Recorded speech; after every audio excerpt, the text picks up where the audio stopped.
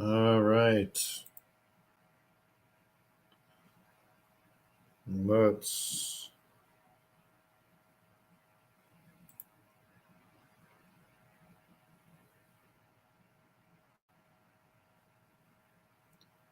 check.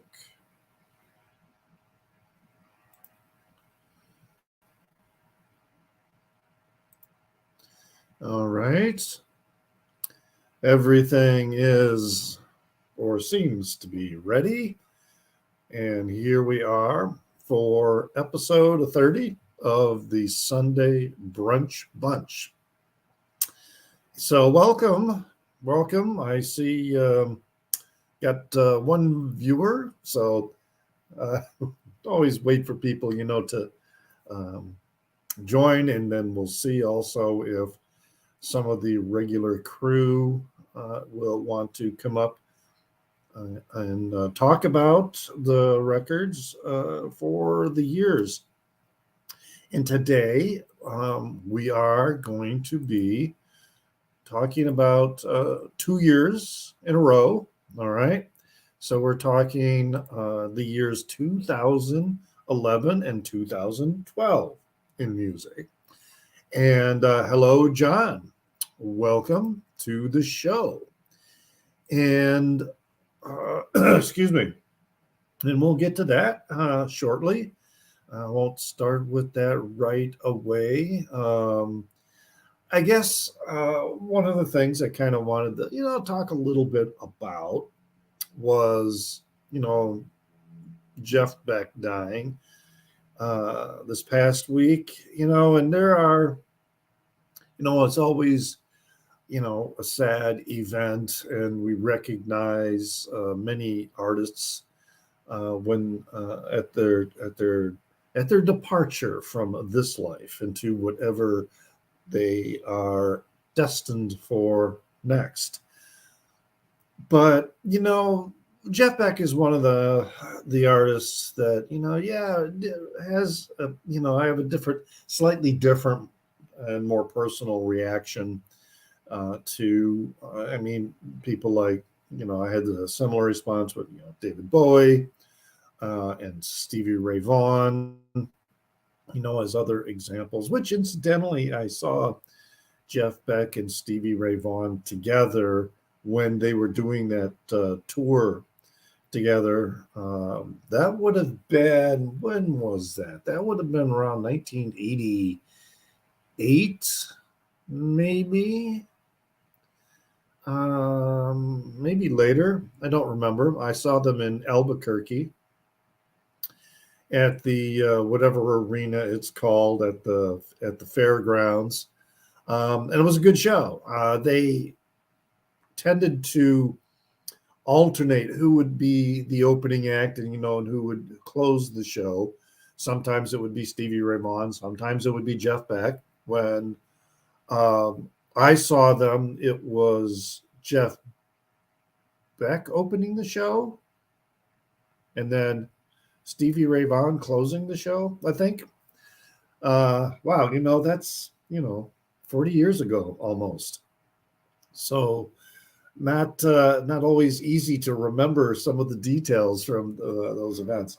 But yeah, I pulled out all my Jeff Beck records. I had a burned copy of Blow by Blow. I don't have an official CD or a vinyl copy of that, which I should get. And you know, as usual, sometimes record sellers, just because the artist dies, all of a sudden the prices start to go up, anticipating some increased demand. But it isn't always necessarily tied to any, connection with availability, because there are, lots of records out there. It's not like it's a scarce, or any record really in his catalog. It's not like they're really scarce. Maybe a few of them are. But, Jeff Beck had a very strong catalog, and there were many reissues of his releases. So we'll have to see. because I do want to add a vinyl copy of Blow by Blow to my Jeff Beck collection. But yeah, that was one of those passings that affected me, a little more than others. But oh wow, 2022 certainly was a year with a lot of musicians departing, and many of them late in the year. When you think about it, there were quite a few in December. And hi, Chris, how are you doing? Uh, welcome to the show. Just doing my sort of prelims, as people start to log on before, we get started showing records. I will put the invite out for you if you plan on joining us today, as we are going to be talking about a combined 2 years, 2011, 2012. So I've got a fair number of records to show, and we'll see. And depending on how many people join and come up here on stage, will determine how quickly we may go through this. And because if it's just me, or if it's just me and one other, or a couple other, just me and one other, we would go fairly quickly. If we got a full panel of 3 or 4 up here, very likely it would go. What's this? Someone's in backstage, but it says devices not connected. So I don't know what that means. There we go. Now I see who it is. All right. Welcome. It means I didn't have my camera turned on. Oh, okay. That explains why that was going on. But yeah, I've got 10 vinyl records and then 2 CDs to show for these 2 years. That's why I figured I'll combine it. If Jason joins us, he usually has quite a few to show. And then I know that Stunty has been very busy with his own live streams of late. So, he just, whether he'll show up, no. But, and there is Jason. Speaking of Jason, he says he'll be up in a minute as we go there. So, were you, Chris, a big fan of Jeff Beck? I was not a huge Jeff Beck fan. I don't really have any of his records. I mainly know him from when I was a kid. We had like a bunch of like old singles from the 1960s, and there were a couple Yardbird singles in that batch. I remember him from that. I remember listening to a couple of his solo records, and I mean, I know you're a fan. I just don't think I was as big of a fan of as you were. So that's not somebody that's big in my collection. Yeah, he had a very distinctive guitar playing style. I mean, he combined blues and jazz elements to a great degree. So he fit right in, with the fusion crowd in many respects. But he was always, I didn't know this about him, but apparently, depending on what guitar and what kind of fingerboard he was playing, he would be able to get the guitar to sound like a person's voice. So I've been re-listening to, the records that I have, and I'm not sure I quite hear that, but maybe I'm just not listening to the right recordings. Although there are a few recordings and in songs where I guess you can say he makes the guitar talk. And I don't know if that's what people mean, but yeah, I think probably since college, when I first, I think the first record I heard of his might have been either Wired or Blow by Blow. Um, and then shortly after, I got the Guitar Shop one because I knew about Terry Bozzio and Missing Persons and all that. So I thought that was pretty cool that they had teamed up for that. Um, and again, it was really kind of different from what he was going on before. Um, it was weird too listening to Beckola because that's when he was with Rod Stewart and was it Ron Wood that was within that group too? And it's almost like if and he just apparently just kind of ended the group and and then started his solo career. I kind of wonder if they had pursued that, would they have become as big as the Rolling Stones? I don't know. It was they were off to a pretty good start. Although I think there were some personality conflicts at the time. They didn't necessarily last. And I think that might have had something to do. I don't know. I'm just guessing that the dynamic between he and Ron Wood and Rod Stewart was probably a little. They all the latter two, I think. Well, Stewart in particular probably had a larger than life ego. So I wasn't. I was a big fan of Rod Stewart when he was with Small Faces, and then his first couple solo releases. But then, kind of after that, I didn't. Do you want to think I'm sexy? Wasn't your favorite? Oh no, yeah. Well, it wasn't one of my favorites. I'm trying. I got those first 2 or 3 records of his, and I can't remember what the third one was. That was about it. But anyway, I ate dinner with a Rod Stewart impersonator once. Oh, really? Yeah. So I was in Vegas, and with one of my poker friends, we went out to dinner with him and some of his other friends. And then this guy was like somebody's cousin. He lived in Vegas. He worked for one of the casinos and one of the shows where they would have impersonators of various famous singers. And the guy looked just like Rod Stewart and talked with a New York accent. Or the New York accent. All right. Yeah. Yeah. Well, I mean, I wasn't at his show. I was just at dinner with him. Okay. I was going to say he was just talking his normal voice. He wasn't on the clock. So right. Yeah. So you didn't go to his show. So I haven't seen. No, I never saw his show. So yeah.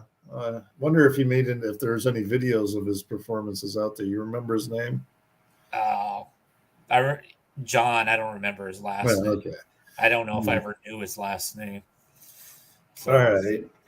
So what about the years 2011 and 2012? What do you?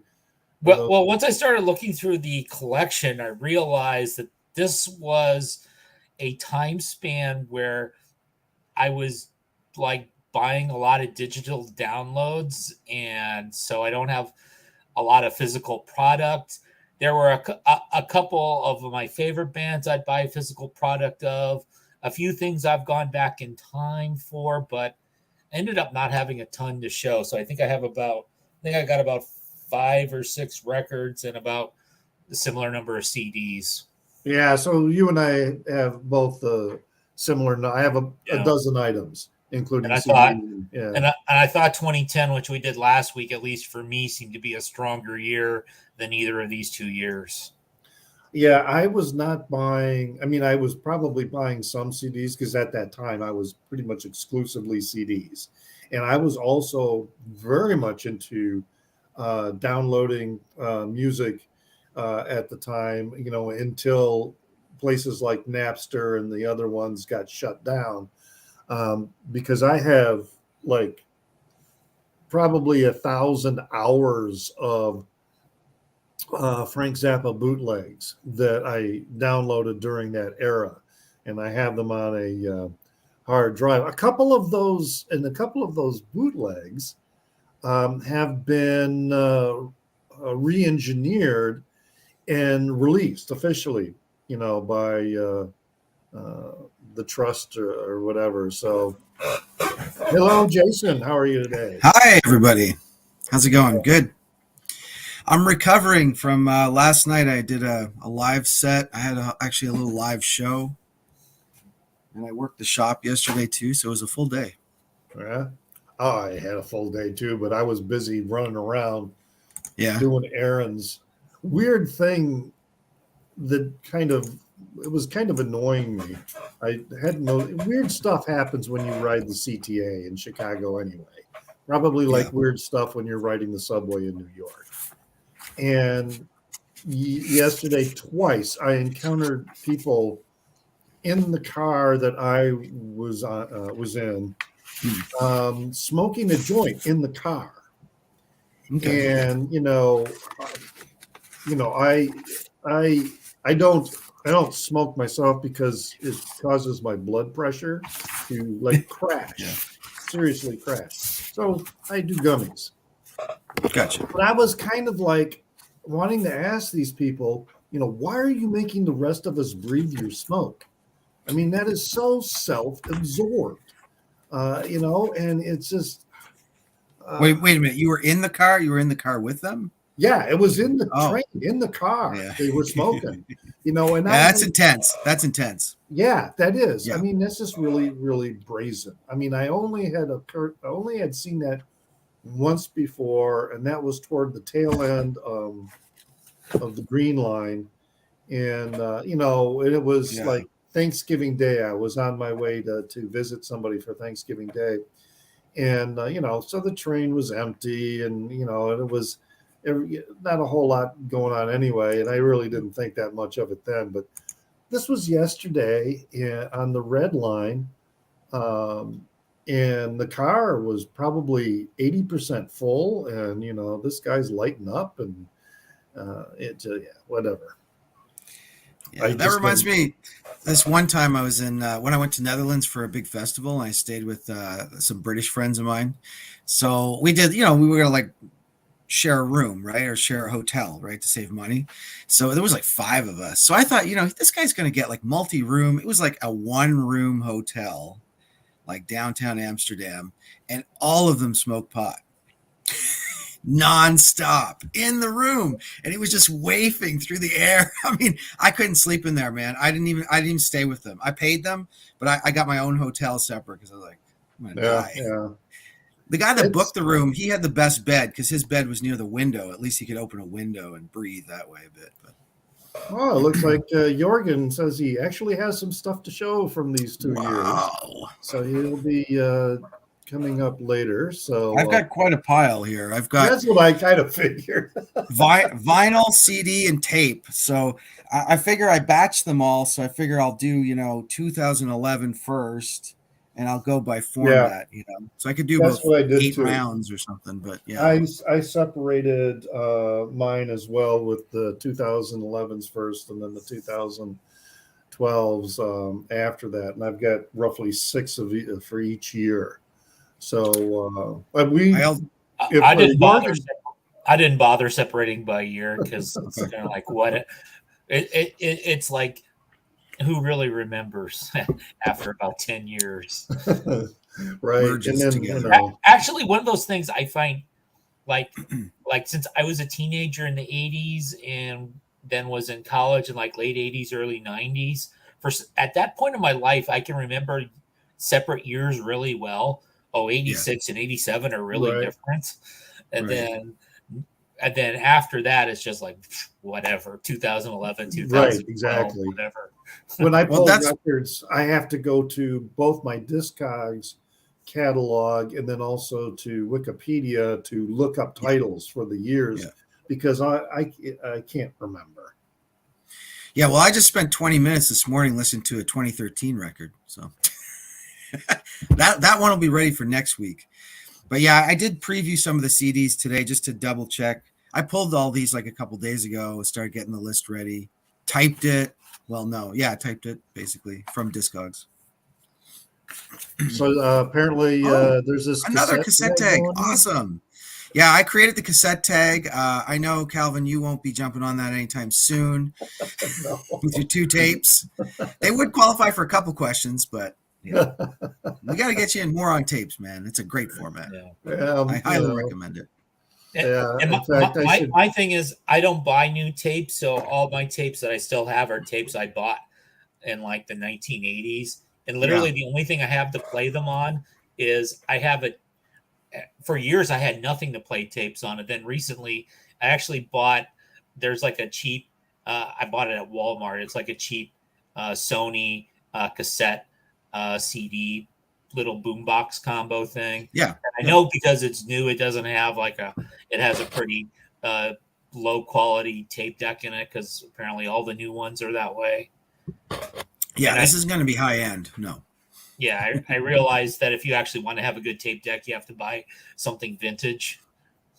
Yeah, I made a really dumb mistake that I am still sort of kicking myself in the butt for, because in the 80s, I had a lot of cassettes, because what I would do is I would tape an album. I would tape the vinyl that I had, because then I had a cassette player in my truck. So I had some, then I could listen to the music, while I was driving, because radio reception where I was living out west was not always great.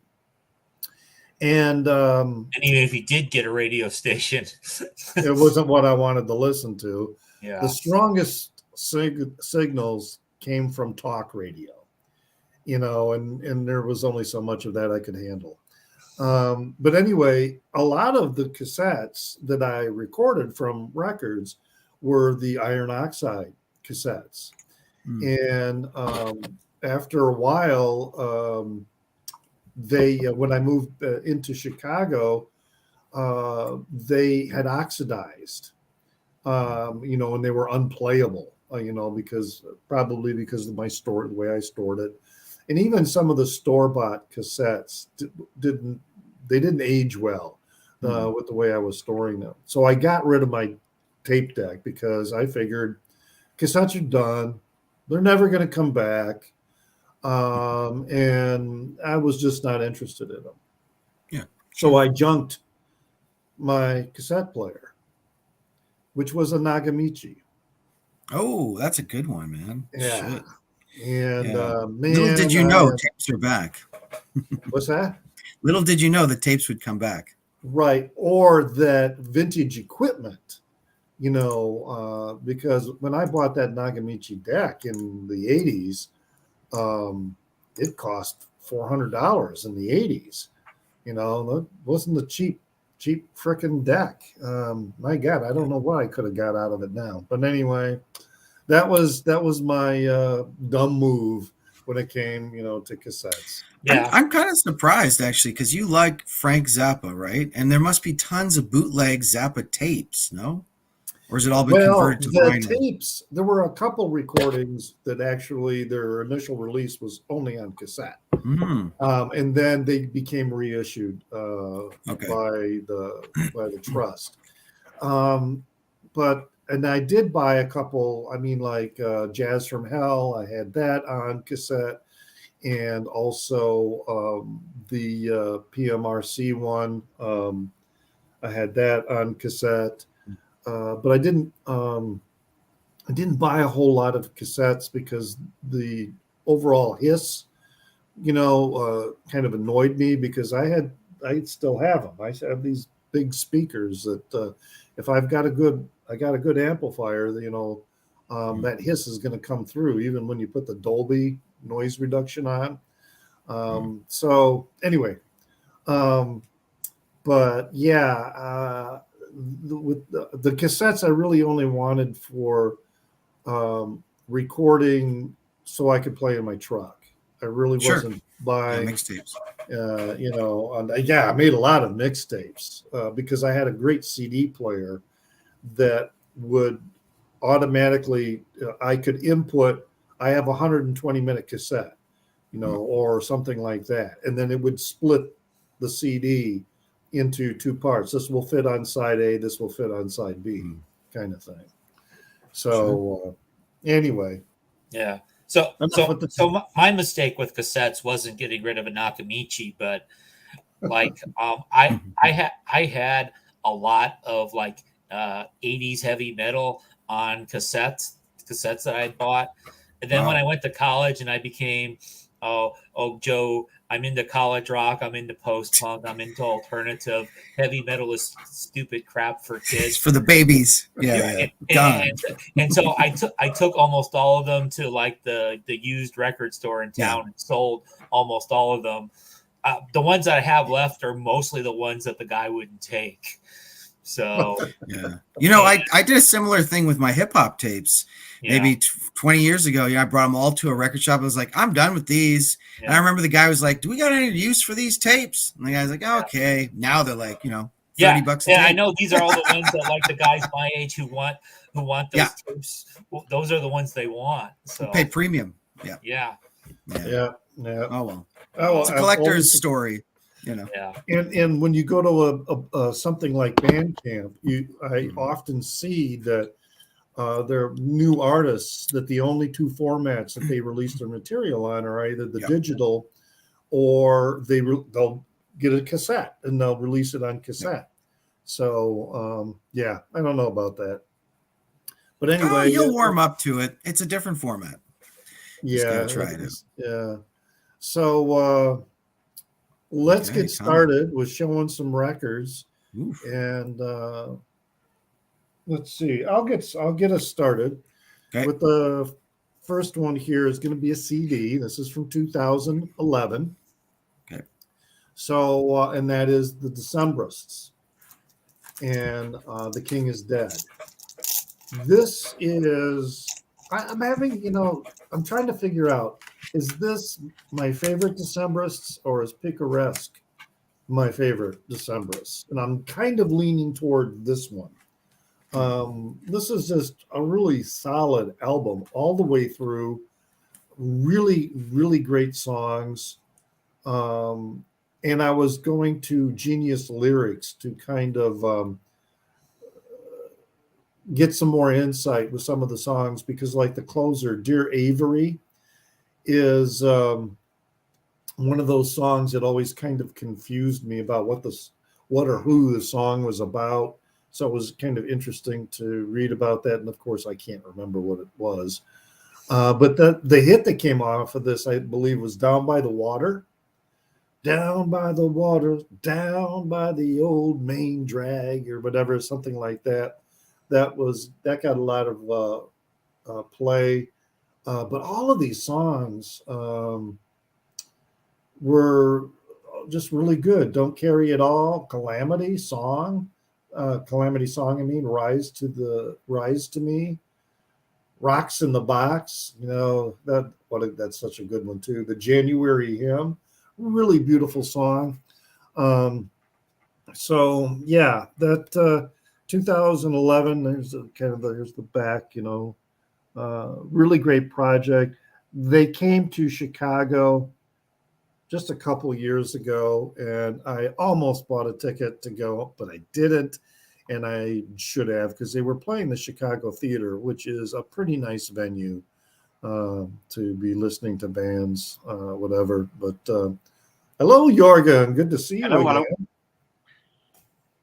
Good evening. Hi. Getting us started here. So that's what I got for 2011 on CD. Nice.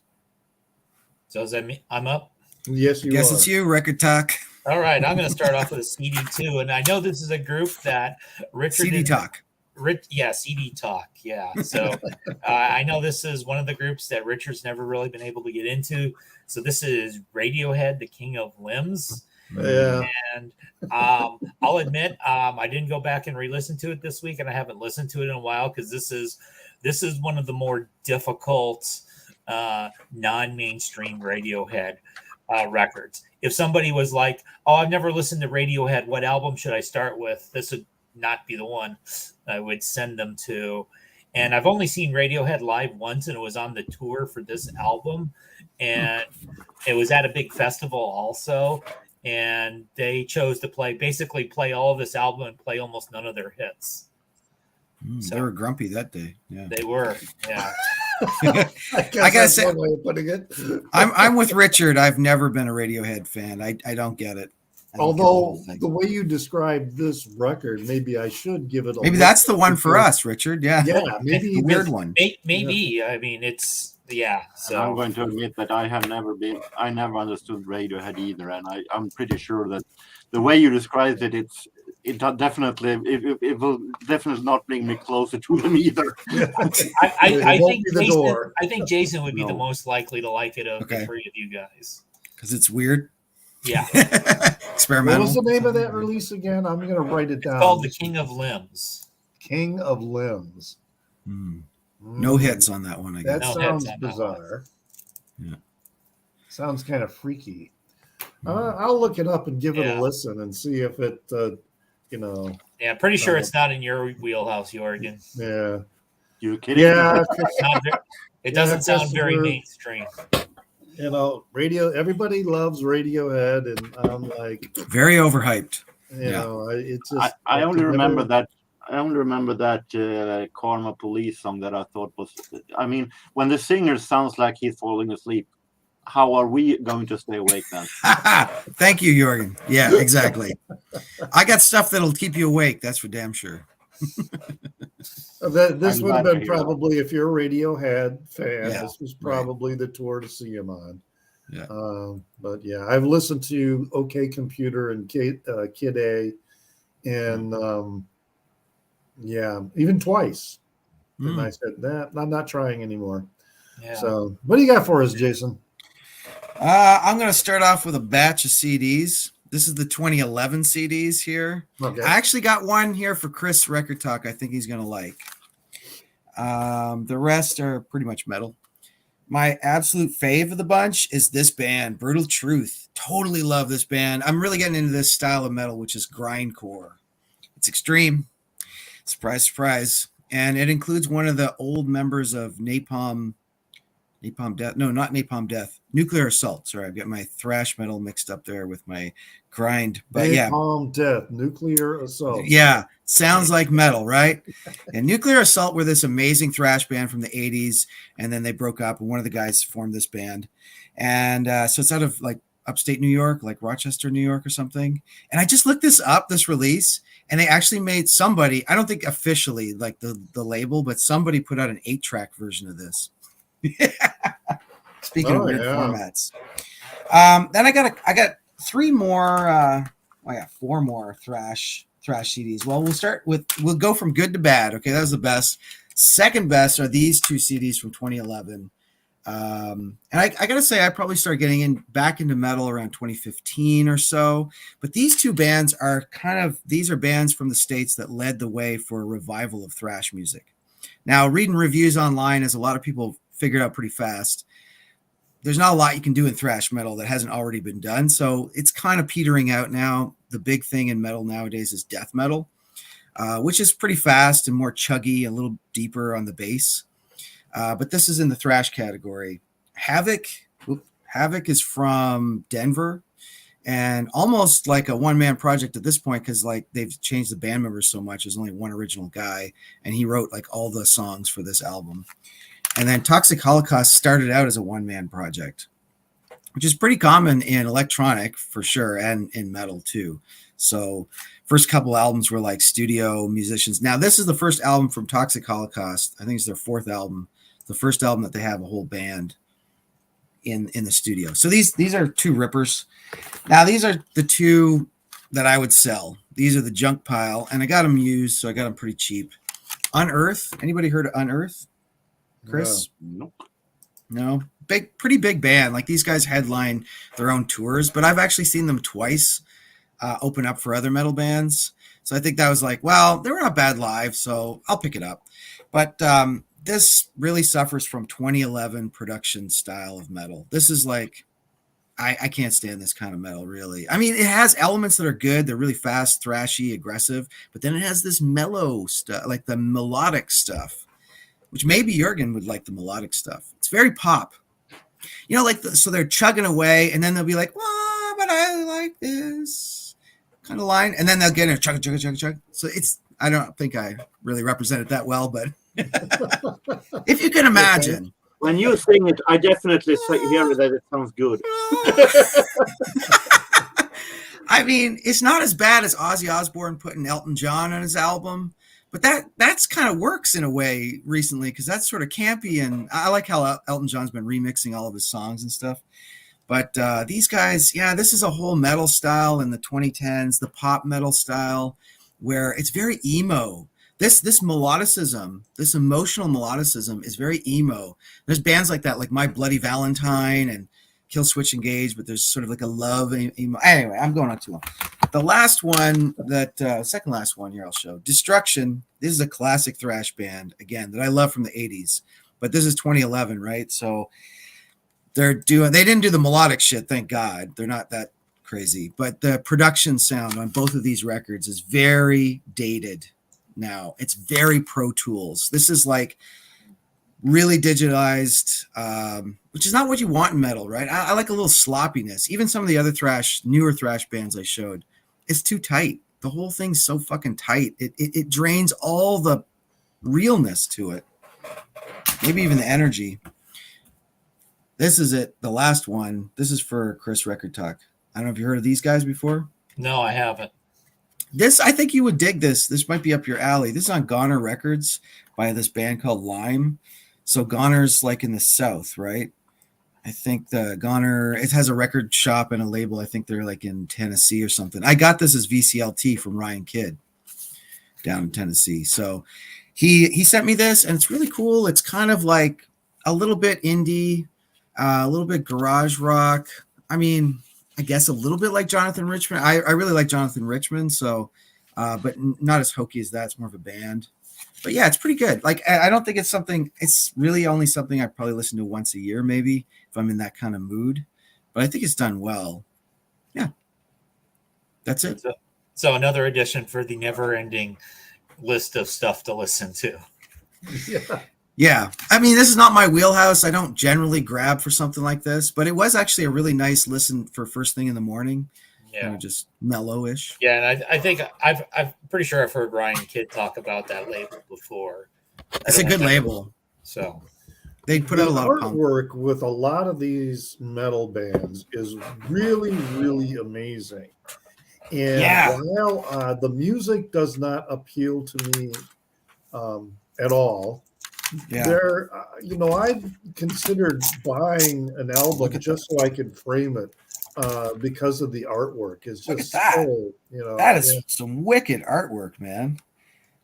For like an artist, like album cover stuff, pretty cool. Yeah, they have some really interesting, some of it is just frightening and scary and gory, but other of it, the intricacy and everything that's going on in the drawing or whatever is really fascinating to me.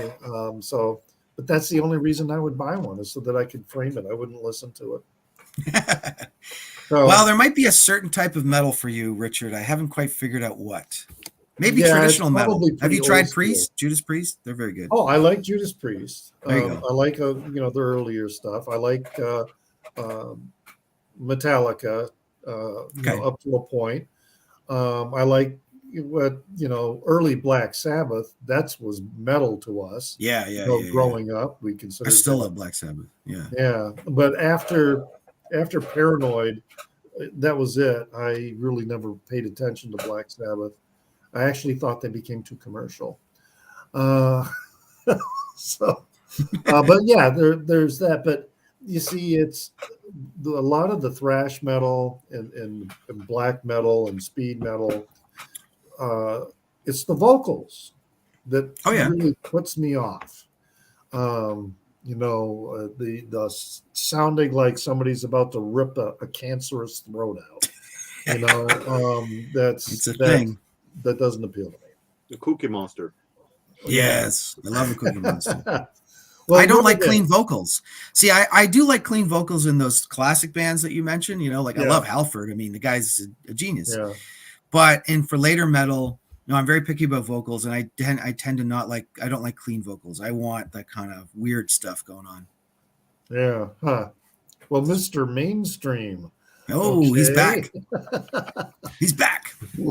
What do you got for us? Yeah, I'm not going to say that these are years that are my favorites. I'm not going to say that I have loads of records that I had before. It is definitely a whole lot smaller. But I felt like, and I have got some through after this year. Back in 11 and 12, I still hated the music. That I was totally uninterested in the music that was coming out. So, but I have gotten some afterwards that were actually interesting. So I thought, why not?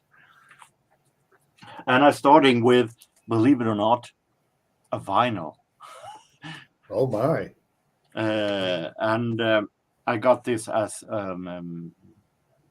gift as a contest gift. After from Steve Carlson after I won one of his contests. So I got Lana Del Rey's Born to Die. And back then, I couldn't care less with Lana Del Rey. It was a name I recognized, but she went way over my head. And I got this record from Steve Carlson. I put it on and I realized that, hey, this was actually a whole lot better and soothing than I could ever imagine. Born to Die from 2012. And it is really relaxing and soothing. Don't expect this to be played in any discotheques anytime soon. If they all haven't taken Valium, that is. Actually, oddly enough, I have a house remix called Blue Jeans, which is her voice on it. Okay. Like she talks about James Dean or something in the song. It's a pretty cool vocal. Yeah. But I like this record very much. And $1 Million Man is a really highly recommended album. Highly recommended song.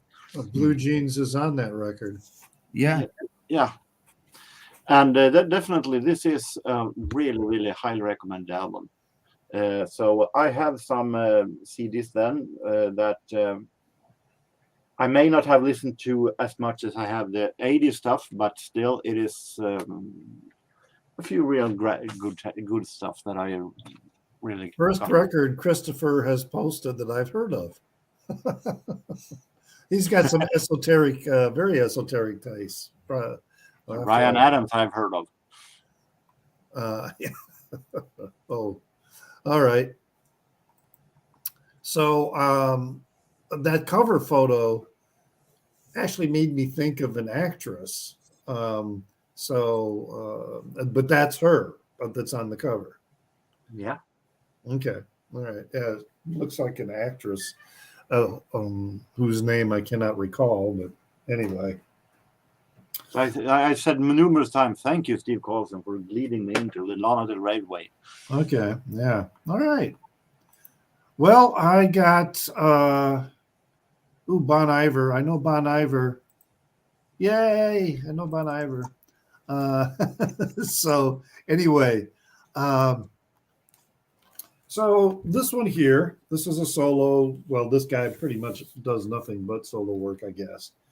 I had first heard of Mark Kozelek with Sun Kill Moon, and I think the album Benji, and which I think is just an absolutely brilliant album. And one of these days, I'm going to buy the vinyl issue of it. The price has started to come down, getting close to $100 even. So maybe it'll drop a little more. This is a really good double record of two different concerts. One being at the Union Chapel, which is in Britain, but I can't remember if it's right here in London from 2010, and then the Södra Teatern in Stockholm is the other one, the show. If you're not familiar with Mark Kozelek, he is a singer, songwriter, guitar player, but his acoustic guitar playing is more like an accompaniment to his singing, which isn't always singing. It's kind of he's just storytelling, and very few of his songs follow the traditional song format, verse, verse, chorus, or something that is where the music and the lyrics are rhythmically connected. And he has fascinating stories that he sings about, and his very skilled guitar player, but pretty much the guitar playing is just strumming along in the key that he's singing in. So it's really just there to provide kind of a musical background to whatever. So yeah, this one here is good. And like, who was it here? Luis Aguilar. Yeah, pretty much every album that I have purchased or a recording that I have purchased by him, I've been very pleased with them. I mean, some of them are stronger than others, but and I think the Sun Kill Moon releases are probably my favorite. But it's all good. But it's also, I could see him not necessarily being to everybody's taste. Even if you like folk music, it might not, you might not, it might not resonate with you. I But never that's heard what I of got. I never heard of him, but I have been to Södra Teatern. I've been at the South Theater, as it's translated to, in Stockholm. Okay, all right, yeah. So, well, look him up on YouTube and listen to.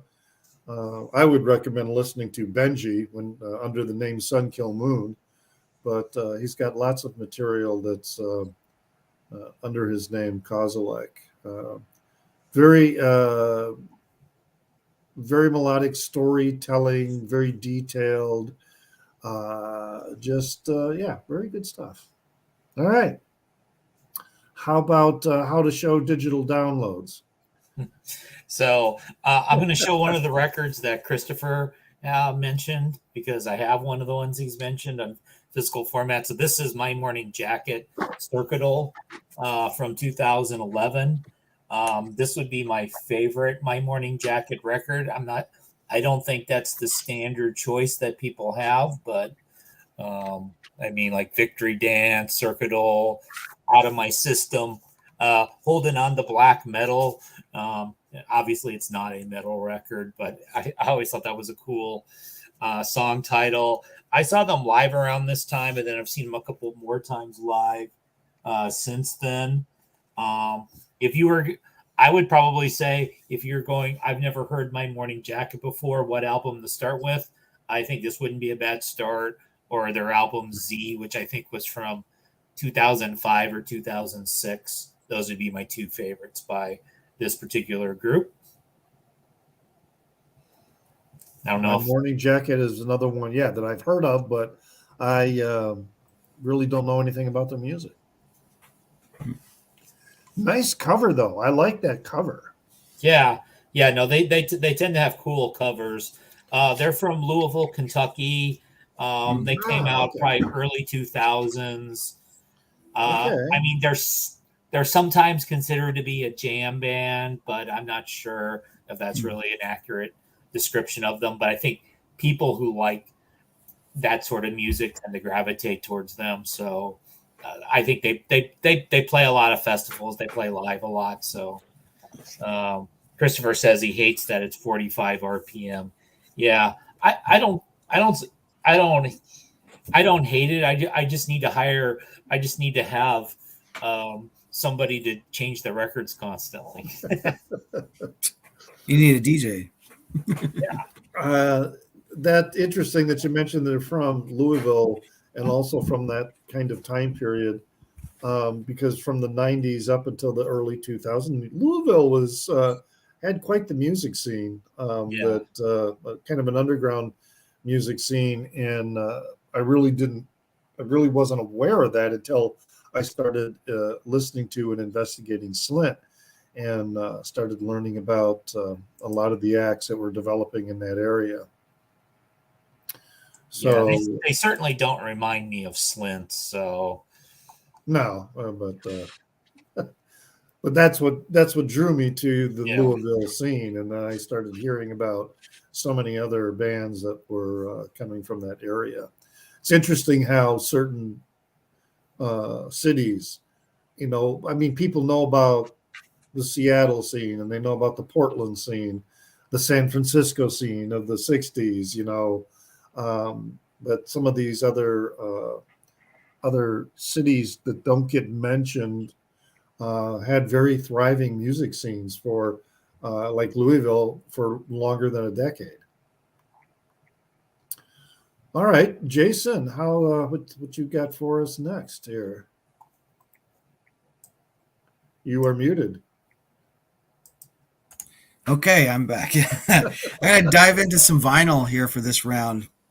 I'm going to start off with some electronic music, very interesting experimental electronic music. This one is called Buzen. It doesn't have a lot of releases. It's actually a two person group from what I looked up. It's on General Electro label. And this is something I picked up overseas, and it's stuck with me for a while. It's just an EP, 4 tracks, and it's kind of interesting, kind of bleepy bloppy stuff. Was it German? Buzen, yeah, I think they're German. It's on a German label for sure. Okay.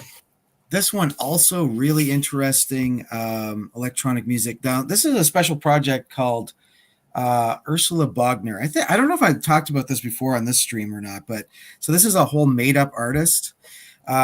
Basically what it is Jan Jelnik. I've shown some Jan Jelnik before. He's German, minimal, techno, did a lot of stuff like sampling jazz records and static from records and making songs out of it. This one is more modular synth, and they've created this whole persona. So there's this persona of this old lady named Ursula Bogner, who apparently lived in northern upstate New York and recorded electronic music in the 70s on cassette, and the tapes were found and then released onto this. So we have a whole storyline going, and the mystery tapes that were found. And of course, it's all fake, right? So right. I saw them perform this at Mutech Festival in Montreal. It's a big annual electronic music festival, and it was awesome. So this one's called Voice and Tape Music by Ursula Bogner. Son equals Black Box. Very cool, kind of ambient at times. You'd probably dig it, Richard. I think, in your Frank Zappa kind of way. It's experimental. The release Ugly Casanova was kind of developed that way, that there was like a fake persona. Yeah, except they tried to pass it off as being really true. That all these songs that they put together, they got from some guy who came up to, I think it was a Modest Mouse show or whatever it was, afterward. But then it was revealed to be completely fabricated, that the guy who supposedly wrote the songs never existed. Yeah, so Jason, that they said that was made up from that she had recorded in the 1970s? Yeah, or something. Yeah, 60s or 70s. Were they using equipment that would have been around in the 70s to make it, or? Yeah, when I saw the live performance, it was really cool. It would have been like late 70s, like whatever, Emerson, Lake and Palmer used to have those big giant synthesizers, right? They had like a couple modulars like that, Moog, and then they had a tape, reel to reel, and they were splicing tape and stuff. It was quite analog for electronic music. So, and they've kept this project going. There's a couple other releases. It's pretty cool. We've never met Ursula. One day, if they dress up as her, that would be like an episode of Psycho, like Norman Bates or something. Yeah. This one I highly recommend to Richard as well, and the whole panel. I just love this album. This is called Parade Ground, and this is a Dark Entries release. Richard, I sent you some Dark Entries stuff the other day that was more on the queer related synth. So this label's out of San Fran. Dark Entries, they do all this like obscure, they find all these old obscure 80s kind of synth stuff, and then they reissue it. And this is a duo. It's kind of post-punk, not strictly synth. It's a little bit more like, I guess the best way to describe it, a little bit like Joy Division. It's a little bleak or depressing a little bit, but it's awesome too. Like, it's not very long songs, 3-4 minutes. And I like bleak depressing. Yeah, there you go. The golden years. So I think what happened with this band is like this is a bit of a cheat because it's a kind of a reissue. Like their original material is from the 80s, like on 7s and tapes and stuff, and then it was compiled. But this is the first time it was compiled on this album in 2011. I think it's got an insert in here too. I have one that kind of falls in that realm too. So it says the Pauley Brothers, Parade Ground, must have been in 82, blah, blah, blah, blah, blah. Just a bunch of stuff. Cool little zine here. That looks like the original releases here and compiled into this record. Anyway, Dark Entries, great label out of San Fran. And you guys are in the States, you can get it cheaper than me because this shit costs quite a bit to get up here at Canada or overseas. But if you see that label, like look for that label. It's everything on that label is really cool. After you're done with this segment, put both of the records in the comments so I can. Okay. All right, and the last few, of course, I can't get away without showing some metal. Come on now, on every round. This is actually this is local metal. Bastador, shitty name. Can't fucking say the name. So anyway, but I do know some of the guys in this band. They play in like punk bands and metal bands. So that whole kind of crossover thing. And then I can't get away without showing some techno. I have a lot of techno singles from these years. 2012. I got page loads. I won't show all of them, obviously.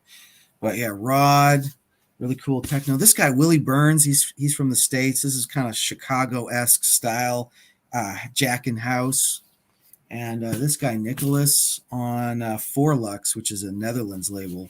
Just really great stuff. And I pulled all these things, for this show and start playing. Then I started mixing them, and I had a great old time. So thanks again, Richard, for making us pull out those old records. That's, like I say, doing these years, doing this, focusing on specific year or years.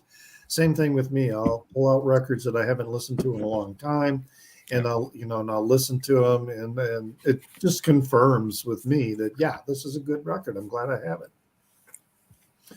Well, Jorgen, Mr. Mainstream, what do you have?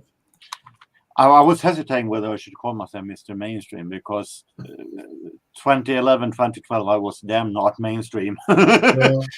But exactly. Christopher has more records these years than we all have. Well, he's naming records. Does he really have those records, or is he just naming 2011 and 12 releases? Yeah, he's just writing the good ones. Where are the good ones? I'm showing a record now that I'm not going to show it because I think it's the band's best album. It's definitely not. But it is from the years we're talking about, and it's a band that I still love very, very much. I'm talking about the Pet Shop Boys. That in 2012 released Elysium. An album that I think is one of the weakest albums. I have said that Nightlife from '99 was perhaps the worst, but this comes close enough. There are some great stuff here, but unfortunately, they have hired an American producer that also have done producing records by Kanye West and Jay-Z. Need I say more? And it sounds they have described it as the kind of a second behavior that was a little less synth pop-ish, but I think this is definitely not their best album. I remember that when I was listening to it, but it has some good points, and of course it's Pet Shop Boys, and I want to keep it.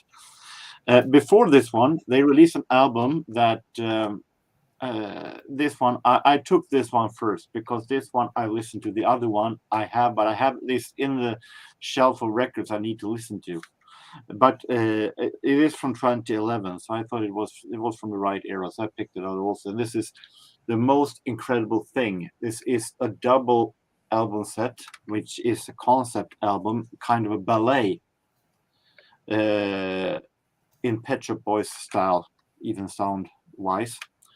And it is a ballet that they made from a fairy tale from the Danish author H.C. Andersen, the guy who made The Ugly Duckling and so on. And I haven't listened to this complete yet, so before I give any review of it, I need to listen to it. But I picked it out still. It's very impressive release still, so very fun to show and have. But Pet Shop Boys, not their best year maybe, but still they did some good stuff. I'm trying to remember when I saw Pet Shop Boys here in Chicago. I'm thinking it was a bit later. It was probably closer to around 2016, maybe. I'd have to. I might still have the ticket stubs. But they pretty much everything they played. There were only one or two that I didn't know, so I'm not sure if they played anything that came from that album. Okay, so a little keeping with maybe some of the avant-garde. Don't normally show records by Frank Zappa because of the series I do, but I'm going to show this one here. Very interesting avant-garde. This is Feeding the Monkeys at Ma Maison, which is and this is a numbered limited release. It's on color vinyl. Yeah, very, very cool. And even on the label, it's got the, it's kind of a marble kind of on there. So it just looks like it's probably pure orange. I don't know if you can see but very much a creamsicle kind of color to it. Two songs or two pieces on each side. Very much avant-garde experimental music that he did on the synclavier, which some Zappa fans are not particularly fond of Zappa's work on the synclavier, but interesting insert that comes with it. So this was released in 2011.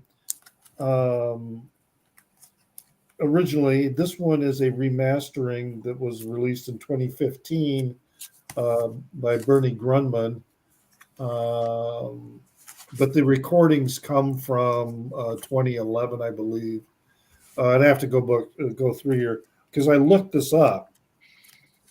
Because the liner notes are dated in July of 2011. And that when I looked it up, both Discogs and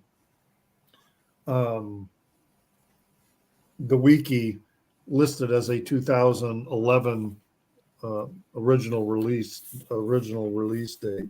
So if you like Jazz from Hell and you like some of the other material that Zappa did using the synclavier and his longer pieces, like side one is just one piece, and that's Feeding the Monkeys at Ma Maison. And then side two is Buffalo Voice and Secular Humanism.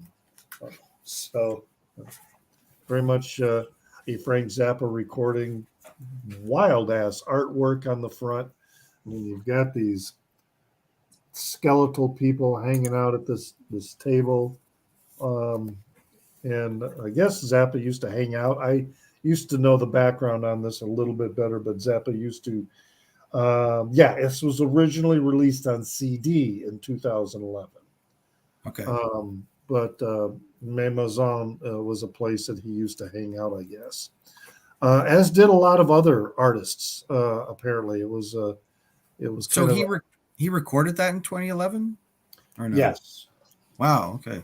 When did he pass away? I mean, well, he didn't record. It was originally released. The first release of this on CD was 2011.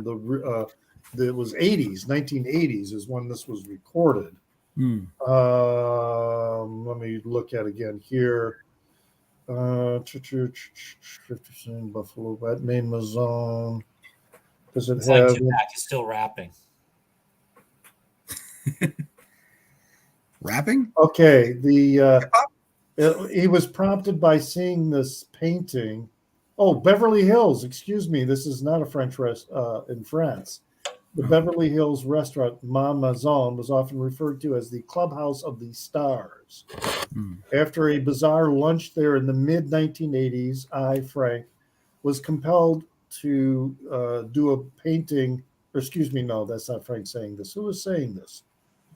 I don't take too long for me to figure out.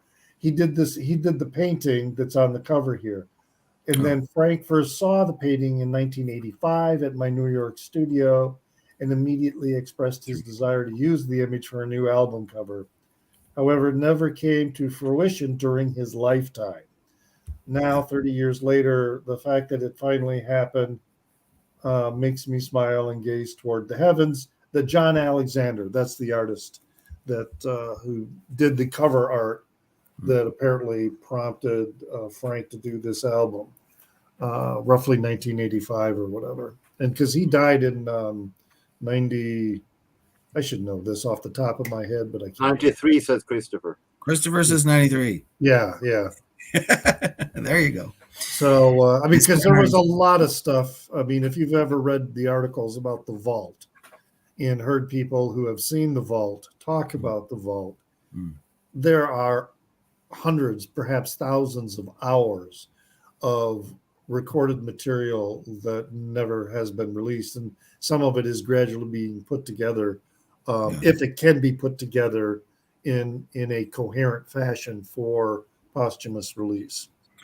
Richard, it's too bad you don't have a cassette deck, because I would love a mixtape of Frank Zappa stuff, like especially stuff you like or stuff I would like. Because that is an artist, like, where do you start? Like, it's too, the catalog's too big, like, I wouldn't even. You can do like me, no don't start at all. I mean, we're talking nearly 200 releases that are considered official releases. Yeah, you can do like me, don't start at all. Yeah, well, I mean, I'm like that too. That's why I'm like, I take a mixtape, but I'm probably never going to buy I have bought a couple Zappa records and then I just sell them. Like, I can't quite connect with the whole thing too much, but. Well, yeah. So he's a cool artist. It's quite an undertaking here. Wow. Oh my God. Jeez. That's dedication. It's like Coil, those of course, I'm so many. Fairly dedicated in doing, his entire catalog as video on every recording. And I'm up to, what's my next record going to be? It's either going to be guitar or it's going to be, because I just did You Are What You Is. It's whatever comes after that. It might be a ship arriving too late to save a drowning witch. I'll have to investigate. But anyway, there you go. Chris. All right. Well, I'm going to show another one of the ones that Christopher has listed, since I found another one that we both apparently have. So this is Fiona Apple, who, of course, sometimes does her incredibly long album titles. The idler wheel is wiser than the driver of the screw, and whipping cords will serve you more than ropes will ever do. I think I got that right. So this is, if I remember right, I think this is the third of her 5 studio albums she's released. She only releases albums like once every 5 years or so. And I own this one. I own Tidal, which is her debut from, I think, like 97. And then Fetch the Bolt Cutters, which came out a couple of years ago, the most recent one. This is probably the one of the 3 that I probably listened to the least, but I don't think she's probably not. I would say she's not someone who's never really put out a bad album. I do prefer the debut and the latest one more. So I don't know if anyone else here listens to her at all. I did. Well, I didn't buy anything by her, but I did listen to, when like on MTV, and when MTV played songs, those are probably off a Tidal, her first album, because I think that was early enough that I think they actually still played music occasionally. Yeah.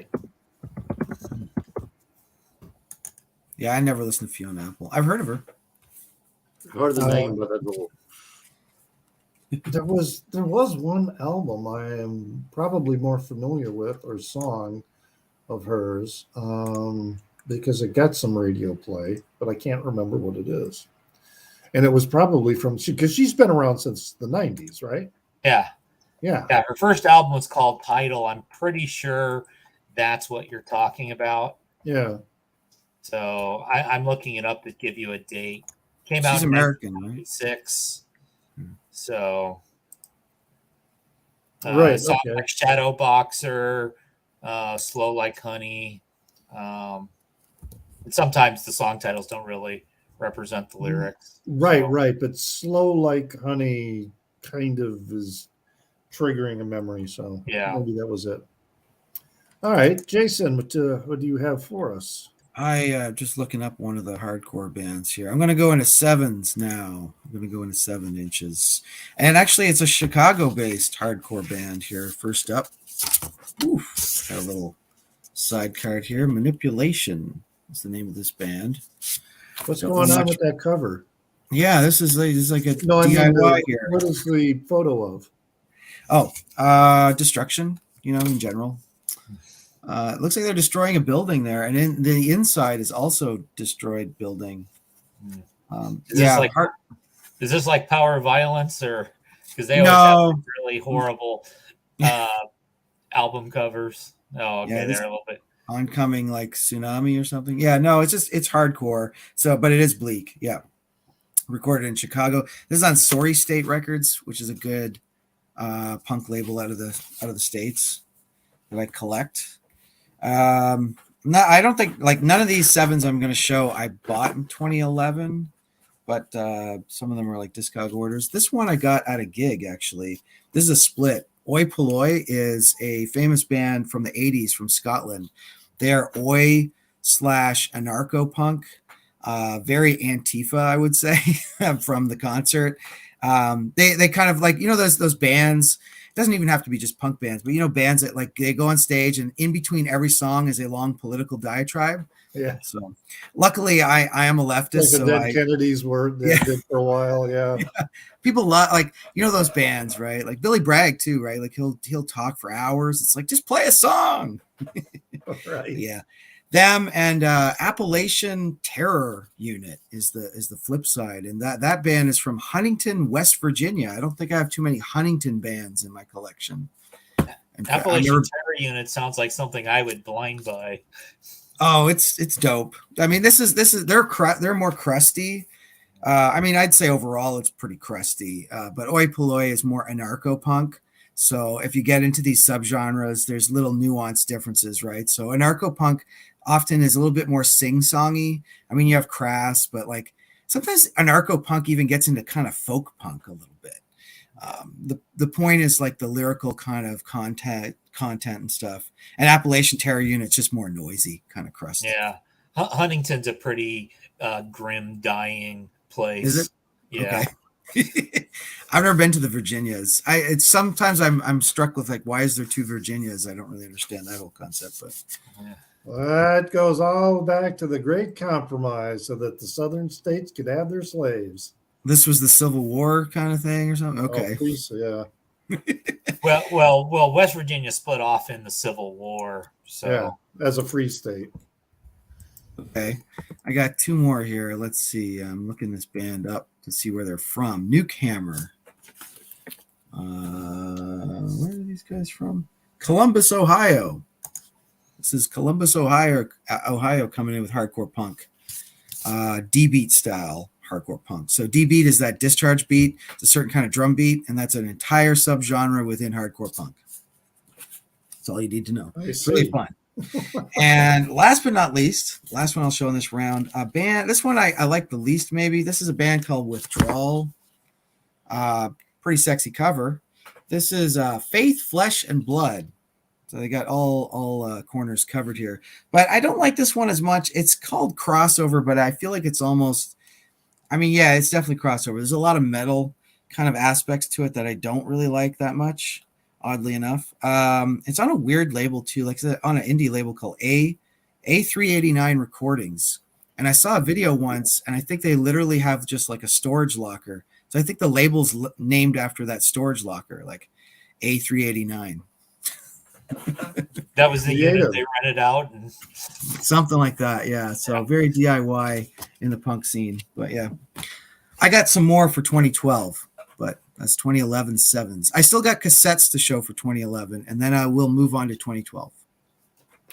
Yeah, I still have 1, 2, 3, 4 records for 2011 before I get to I 2012. haven't been going in order because the Fiona Apple I just showed was from 2012. I haven't even gone in order either. I thought I would. We got some rebels, and we got some people who stick to the rules. Okay. There's no rule about this. There's Jorgen's no a rule rebel. about this. All right. So Jorgen, what have you got? The Return of 2012.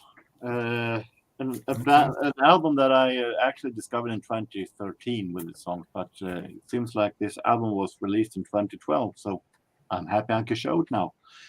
It was a return that was a little bit fantastic because, if I'm not wrong, they divorced as little, not that friendly, on friendly notes. Talking about Ultravox and their album Brilliant. And I definitely think that they managed to keep what the title promised. It is a brilliant album. Sure, Mitch Ure sounds very much older. His voice is starting to lose a little of his what made him, but still, it is a really great album. It is sound-wise maybe a little close to U-Vox from '86, a little less synthesizer-ish, but still it has the Ultravox elements. But it is sounding very much Ultravox in the arrangements and in the melodies, and it is a really, really great one. It definitely is way better than the albums they released in '93, '95 without Mitch Ure, that I think was pretty utterly crap. But Live is a really great album, and the title track is also amazing. So highly recommended Ultravox. From what I understand, final album ever. I heard that they will not be returning in this stage of their age to do another one, but who knows? But for now, their final album, Brilliant. Yeah, that's surprising they even had one in 2011. I did not know. 12. 12. Oh, sorry. Yep. I am familiar with them. Good band. Yeah, I like their 80s. I know more of their 80s stuff, but yeah, that's what they're famous for. The 90s stuff was 2 albums where Mitch Ure has left the band, and I think it was one member who ran it on his own, and it was utterly, in my opinion, crap. I'm not going to say that it was horrible, but for Ultravox standard, it was crap. It was very much sounding like your average day pop band, and Ultravox is not supposed to sound like that. No, they were better than that. Yeah. All right. Well, this next one is a Dutch band, and that started in the 2000s. I learned about them from a colleague, and I have several of their records. This is not their first release. This is their second release. The band is the Stadt, and the Machinery is the album, and the I guess they're kind of very heavy, kind of a heavy beat hardcore pop, industrial, almost even dance rhythm to their songs, and they are perhaps one of the most nihilistic bands lyrically that I know of. So they've got some this early one. They talk a lot about well, it's been a while. I didn't listen to this one before, but the song Sweatshop. They got a song I'm a Rat. They got a song called Serial Killer. It's Old MacDonald don't have no farm no more. So some of the songs are delivered in sort of a hip hop style. It's really hard to pinpoint, their musical style in at least particularly with this album. But well, Discog says it's like blues rock, stoner rock, garage rock, but yeah, maybe that's the bass.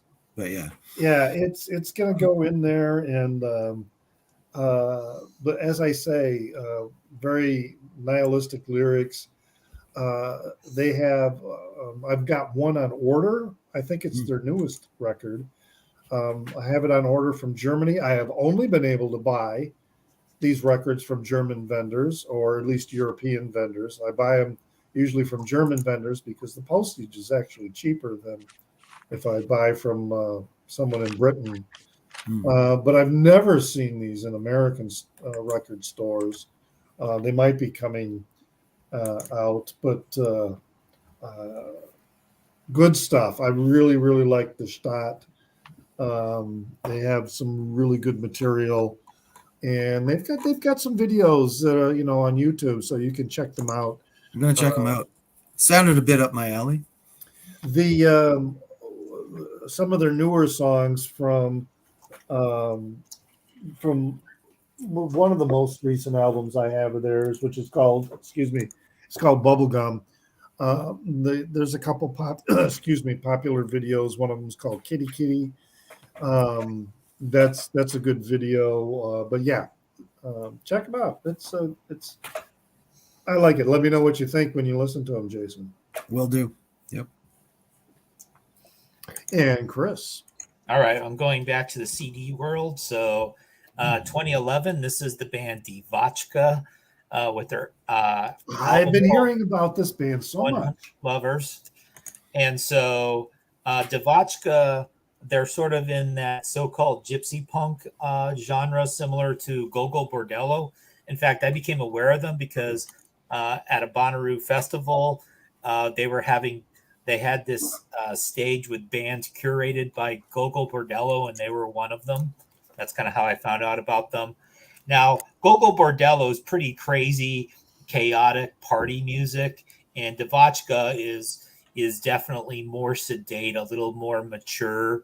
It's not something you would play to get a crazy party started the way you would with Gogol Bordello.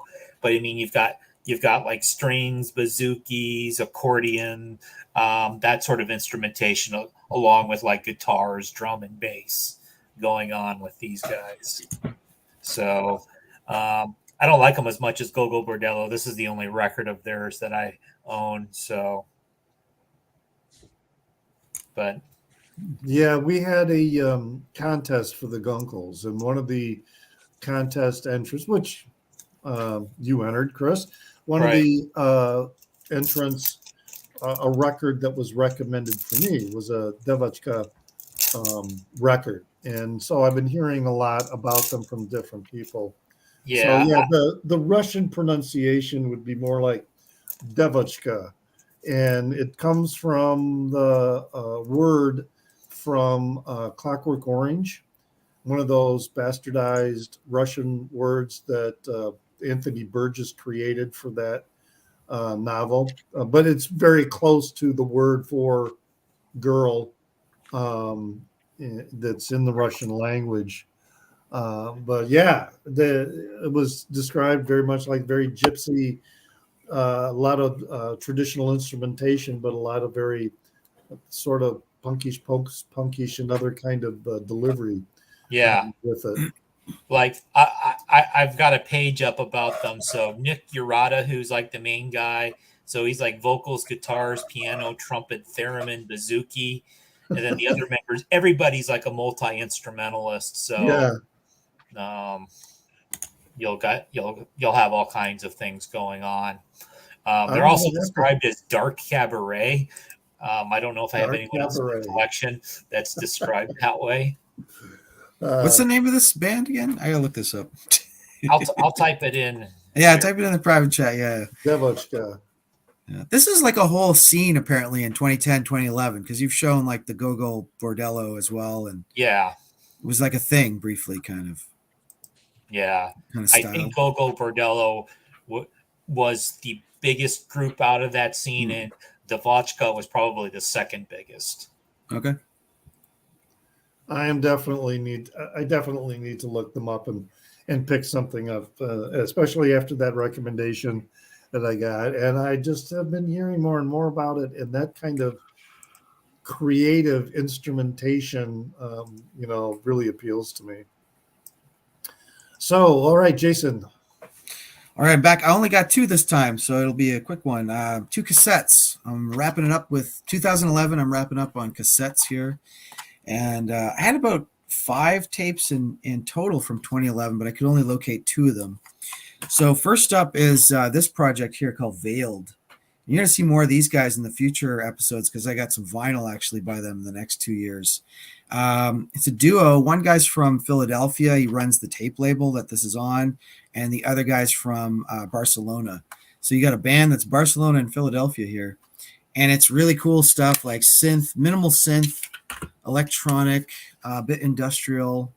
There's a tape here on the inside. Just a cool ass looking tape. It's called Silvox by Veiled. I gotta say the records look really cool too. Maybe almost too cool. Like they're almost like one of those bands, when you get those bands like that's so cool, but the music's not quite that good. No. The look is cooler than the band sort of thing, than the music. This band is pretty cool. And then this is the other tape I got here, York Factory Complaint. This is a New York City-based kind of noise and industrial group. And it looks like they were active from like 2009 up to 2013, 2014. They finally put out a vinyl record, which I own. And then they broke up or they stopped the project. so they had all kinds of cassettes. Then they finally got a vinyl and they're like, okay, that's done. And this is on the Hanson Records label out of Ohio. I always like to say strange things happen in Ohio. That's an interesting state, eh? Like it's very, what is it? Red and blue. And it's dicey. I get some cool ass metal there. I get some weird avant-garde shit too. Show the label again or the back. Yeah. Okay. Hanson. So Oberlin has like a well-known college that's pretty famous for being like one of the most liberal of the liberal arts schools. Okay. Oberlin, so that's the left side. So if I ever go to Ohio, I need to really pick and choose which towns I visit, I guess, is what you're saying. Well, there's a lot of university towns, I know Oberlin College too. Yeah. And then you've got State. I think the general rule would be if you want to be in a blue area, you go to a college town or a major city. Right. And pretty much everywhere else will be red as a general rule. If you go rural, yeah. Even like rural, some upstate. suburban, yeah. We visit some upstate New York's because actually, New York State is only about an hour and a half from my city, from where I live. And it is like night and day, man. I mean, Canada, we have that free healthcare thing. Doesn't work very well. But like when we cross the border to the upstate New York, it's like Trump kind of like flags on the roof and of the old beaten up houses. Like I get it. Like I can see why they would vote for Trump because they got no hope. Like there's no money there. And this is an hour away. It's the same geography, right? Like it's just night and day, the two different cultures of Ohio is also really, really famous, especially the Akron area, for a lot of soul and funk acts. And the Black Keys. And also LeBron James played. He's from there. Yeah. And Devo. Yeah. Ohio players, I gotta go to Ohio, right? Like it's I'm fascinated by this. But anyway, you're gonna see more from that label because the guy who runs that label, I got some from 2012. Isn't LeBron James a basketball player? Yeah, he is. He's not a musician yet. Well, he's been in a movie. He probably did a song. I'm sure he supplement that income. Yeah, right. My God. Yeah, rich man. Right. Well then, Jorgen, up next. What do you have? For obvious reasons, I can relieve Stunty if he should be here in the background that I can't show anymore Oasis, of course. Oh, thank God. Thank you. But I'm going to make you happy, Jason. Thank you, Jorgen. Thank you. Oh no, what's he coming with? Because the Gallagher solo record. Even if I can't show Oasis, I can show the debut album of Noah Gallagher's High Flying Bird. I called it. Chris called it. He called it. Yeah. Noah Gallagher and Liam Gallagher, as everyone knows, was parted in not so friendly fashion. Noah Gallagher, he created this band, Noah Gallagher's High Flying Birds, maybe one of the worst band names I've heard, but the music is better. It is if you take some elements from Oasis and mix it with normal indie rock style, you get close to what this is. Liam Gallagher has released solo stuff, and they are pretty good. But I think that Noah Gallagher's High Flying Birds are more even, and I think that this is a great debut album. The only one I have so far by them. It came out in 2011, so the debut album of. Now, why am I not surprised, Christopher? Coming from the man who showed 90 records with that half of the panel never heard of. Thought I was obscure. Christopher's also. I think this is a great album, though. I think this is Noah Gallagher's High Flying Birds is definitely worth. It plays a little too much in the shadow of Oasis to be big, but it is really great sounding music. Yeah, Oasis was always much bigger in Europe than it was ever here in the U.S. I think Blur caught on a lot more here in the U.S. than Oasis did, and personally, I've always liked Blur so much better than Oasis. I always felt it was fairly even at least in America where I was at with Oasis and Blur, and then pretty much most of the other Britpop bands were pretty much unknown. Like I know Suede's like huge in England and Europe, and they're barely known in America. I have to agree that Oasis was none of the Brit bands was really that big in USA, but Oasis was more of a European thing. Even though I would assume that Wonderwall was not that small. Wonderwall was there was one other hit they had, but that was pretty much it that you ever heard on U.S. radio was Wonderwall, and what was the other one? Symphony, British Sweet Symphony. Did they do that? No, that was Verb. That's yeah. The Verb. The Verb. Champagne Supernova. There's Champagne Supernova, yeah. Yeah. Like I don't listen to satellite radio anymore, but I bet if you put on like the 90s station on satellite radio, those are probably the two Oasis songs they play a lot. Yeah, probably. All right. So I got something a little bit on the obscure side here. This was a blind buy because it didn't have a cover. And so it was like $1 for this record. I mean, it had the inserts. But, and I guess you could say this is experimental avant-garde jazz. And it's the Colin Stetson, and the release is New History Warfare Volume 2 Judges. So it's got this is like the inner sleeve that with the actual cover, and then there was this insert that came with it, but the actual cover didn't come with it. So this is Colin Stetson. He plays saxophone and also French horns. So, and Laurie Anderson appears on this as well. Yeah. So the record, is this free jazz then, or it's not free jazz? Well, no, as I said, a very avant-garde experimental jazz. Okay. So the label, with this little sort of an X-ray image of a skull or a head, I should say.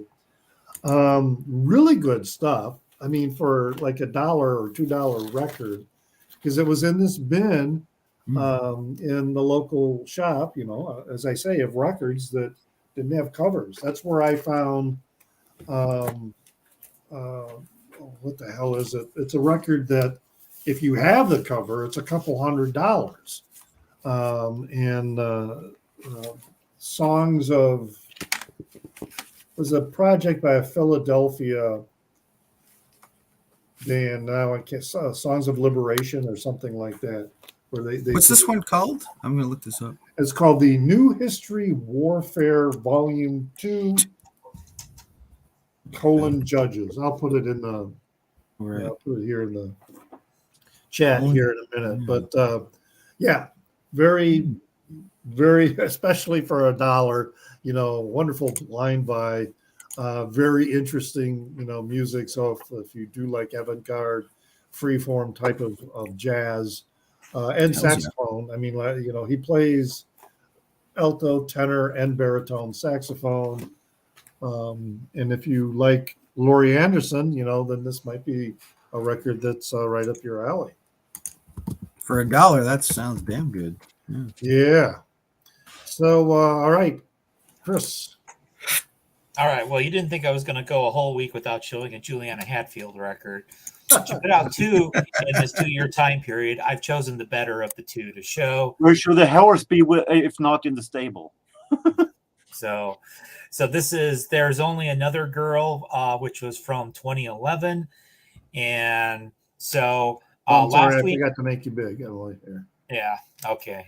So yeah. So did you censor that for us, or did they censor that? No, they censored it. So, okay. And she signed her arm, and so last week I talked about Peace and Love, which was her record from 2010, where she went completely acoustic, folky sounding. This one she went back to more of her standard 90s alternative sound, which I prefer. She's experimented with a couple other things in some of her other lesser known records. But the story about this record, it's like a crazy collector price story. So basically what happened was, at this point in her career, it was on something called Ye Olde Records, which is basically a record label she ran herself. A couple of the records, this was one of them, were like crowdfunded. Do any of you guys remember what was called Pledge Music, where like musicians would like raise funds and you would donate a certain amount and then you could get the CD or the signed CD or the vinyl? Any of you remember that? No. It was a model that some people were using for a while. And so at this point, I wasn't buying vinyl, so I paid a little extra in the support the artist thing to get the autographed CD, but I didn't get the vinyl. And then recently, and the vinyl, and there was no distribution of this above and beyond the crowdfunding. So this was none of these were ever in record stores. So they're all really rare and expensive now. But recently on eBay, somebody was selling a sealed copy of the vinyl of this. I want you guys to guess how much it went for. Well, it sounds like you're suggesting that it was probably pretty premium. Yeah. $100? I'll say 200. 300. Somebody paid $1,000 for Holy shit! on eBay, which is completely bonkers insane. Yeah, that's stupid. Yeah, it is. Yeah. So. But yeah. Well, I'm one of her biggest fans, and I'm tapping out probably at like $60. Yeah. There is a jazz channel on YouTube where the guy was talking about some rails that he picked up, and one of them was he paid like $1,200 or $1,300. Yeah. For an original recording of this particular jazz artist. Don't recall who it was. Because they were available at Noble Records. And in fact, he bought several of these records that Dylan at Noble Records had been saying, hey, they're available if you get here. And you had to get in line and be the first one to get in the store.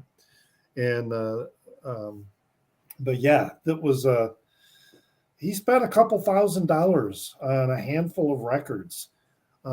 So that's but if with some jazz pressings, I guess they're for jazz collectors, that's what they want. So I mean, I've got a thing. Obviously, first of all, I don't have an unlimited budget, and right. For even my favorite artists, and it's like when I think about it, it's like, oh, you paid hundreds of dollars for a record. I kind of more think of like, well, you could have gotten a few dozen records for that much money. Yeah, right.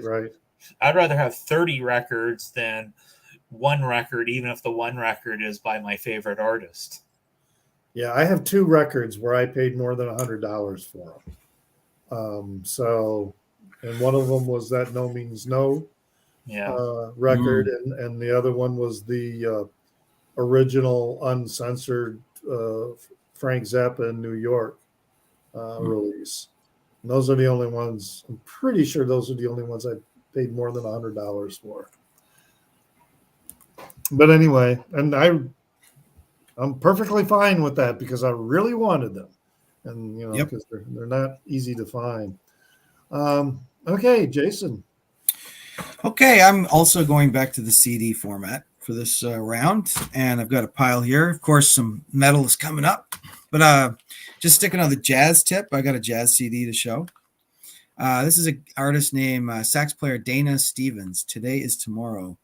He's out of San Francisco originally. I guess he went to school at Berkeley, and then he lives in Brooklyn or something now. So why do I have the CD? I saw this guy perform just last year at the local jazz festival, I think as a part of a trio or a quartet. And then this older album they were selling. So picked up some merch. It's pretty cool. It's kind of classic bebop-ish kind of style, I would say. Total running time, 70 minutes. So a lot of jazz listening there. I got some metal. Surprise, surprise. Recently picked this up. It's called Mortillery. I think this is Canadian thrash. It's not very good. I'll probably sell that back or something. This is Creator, another big titan of the German thrash scene, along with Destruction. I'm not a big fan of this either. Again, suffers from the 2011, 2012 era of production for metal, where it's just all the life has been drained out of it pretty much. And some of these bands continue with that kind of production style. You don't want this. If you want like good German thrash, you want the early albums, like the first few from the 80s. We got a punk record here, Off. Anybody heard of them? Yeah. Yeah, you must know them. So that's Keith Morris's band after Circle Jerks. Keith Morris of Circle Jerks, and also I think 1 or 2 guys from Red Cross. So a lot of legacy punkers there. And this is on Vice. Punk supergroup, exactly. It's on Vice Records, which kind of bothers me. I don't know why. I'm such a stickler, but Vice, you guys would know Vice Media down there in the States. It actually started in Canada, Vice. It used to be like a newspaper print thing in Montreal. Anyway, they run a record label. So that's Off. Some more black metal. We get some black metal here. Iskra, some darkened stuff. Actually, this is their logo, which you can kind of read if you look long enough. Iskra, yeah, I can see it. Iskra, yeah, pretty cool band. I'm not sure where they're from. I think they're from Montreal, maybe. This is some old school black and thrash, Dominion. So, you got a fusion of different styles in metal sometimes. This one I love. This is OSK. This is kind of crusty and grindy, just weird shit. Bleak Future, it's called. It's a comp, 2007 to 2010. Came out in 2012. And last but not least, here's a recommendation I'd have maybe for Richard, although it's a bit lo-fi, but this is called American Noise on the Lies label. Big fan of this label out of New York. It stands for Long Island Electronic Systems. Oh, not the Long Island Expressway. Yeah. I think the guy actually moved to Paris, France now, but he still runs a label called Lies. But yeah, it's a double CD. They don't have a lot of CDs, this label. It's all strictly vinyl. And so there's a compilation of a bunch of the artists that are on that label. It's really cool stuff, kind of like very lo-fi electronics. I guess maybe Richard would hate this shit because Richard, you were saying how you didn't like tapes because of the hiss, right? So half of this stuff is all hiss. Though. I like this. Yes. I have probably more than a dozen. Right? I mean, because I like Car Seat Headrests, and all of their early stuff was very lo-fi. And then there are some other like stuff that was pressed probably in the last 5 years or so. Very lo-fi. I like lo-fi, especially if it's on purpose, right? I guess that would be the thing. But this is a very lo-fi band, and I like them. This is just a great. I love I'm reading all the artists on this. I have a lot of singles from each of these artists. So yeah, you got a mix of like lo-fi electronics, Basically, just a lot of reverb added on there, so it's kind of wafting and reverb. Almost gets a little shoegazy, a little bit, I guess, and then just some more unusual kind of techno pieces. So that's it. That's my CD round. Okay. Yeah, American when we Noise get Volume to the 1. later 2000 and closer to like after maybe post 2015, I'll have to check and see. But yeah, that's when I'm going to have probably a few more.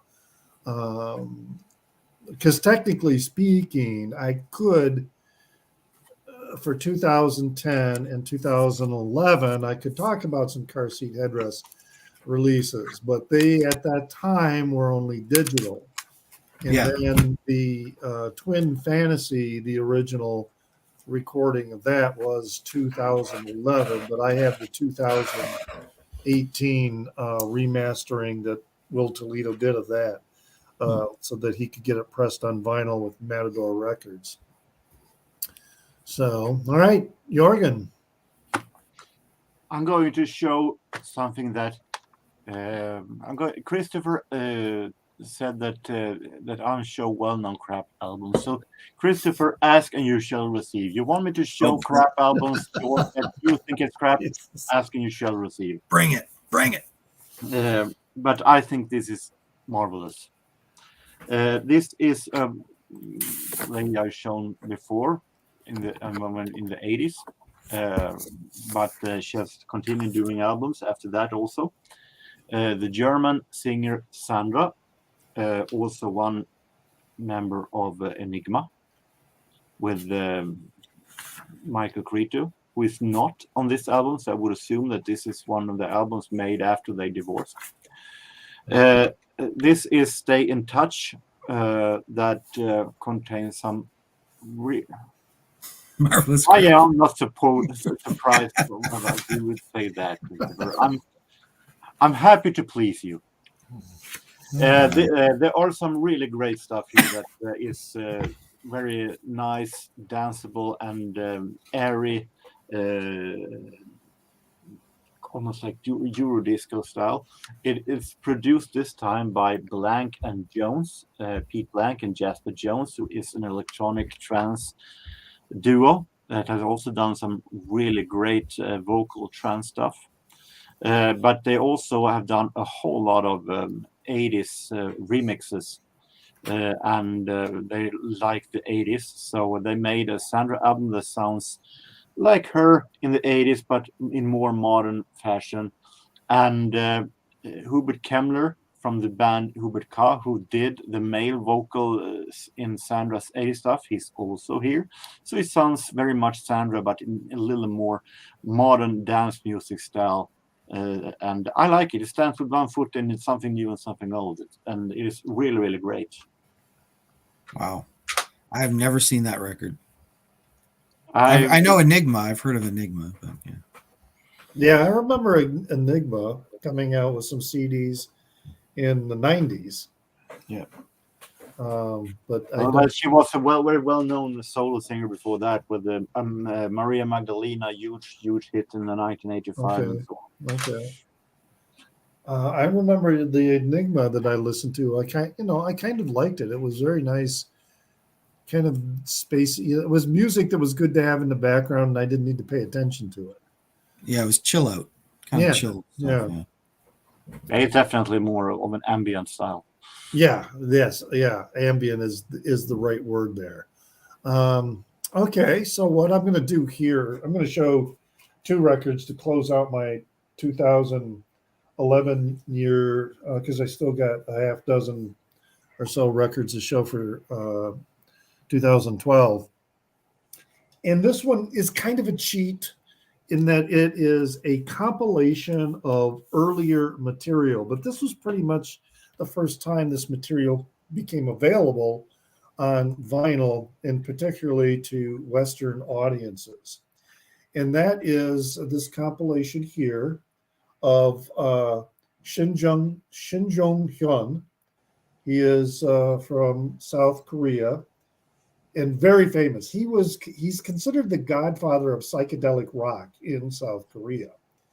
And he was also a very big time music producer in South Korea, produced a lot of important acts, and some of those are in here. For example, Park In-soo is someone that he produced. Jang Hyun is someone he produced. And these were all pretty well-known pop stars in South Korea.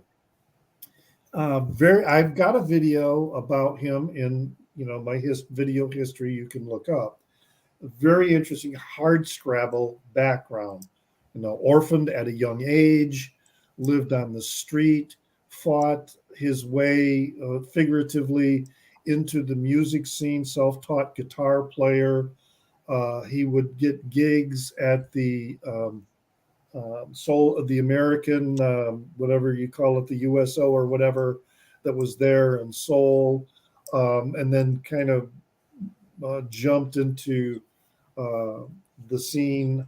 And then he became a political pariah because he would not, some people may not know that right after the Korean War, the South Korea was a dictatorship.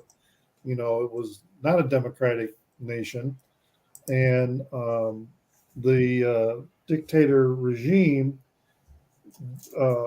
wanted him to do a record, or not a record, a song. They tried to commission him to do a song because he was very, very well known, and he refused, didn't want to do it. And then he got busted for marijuana and spent time in a political concentration camp in prison, as a political prisoner.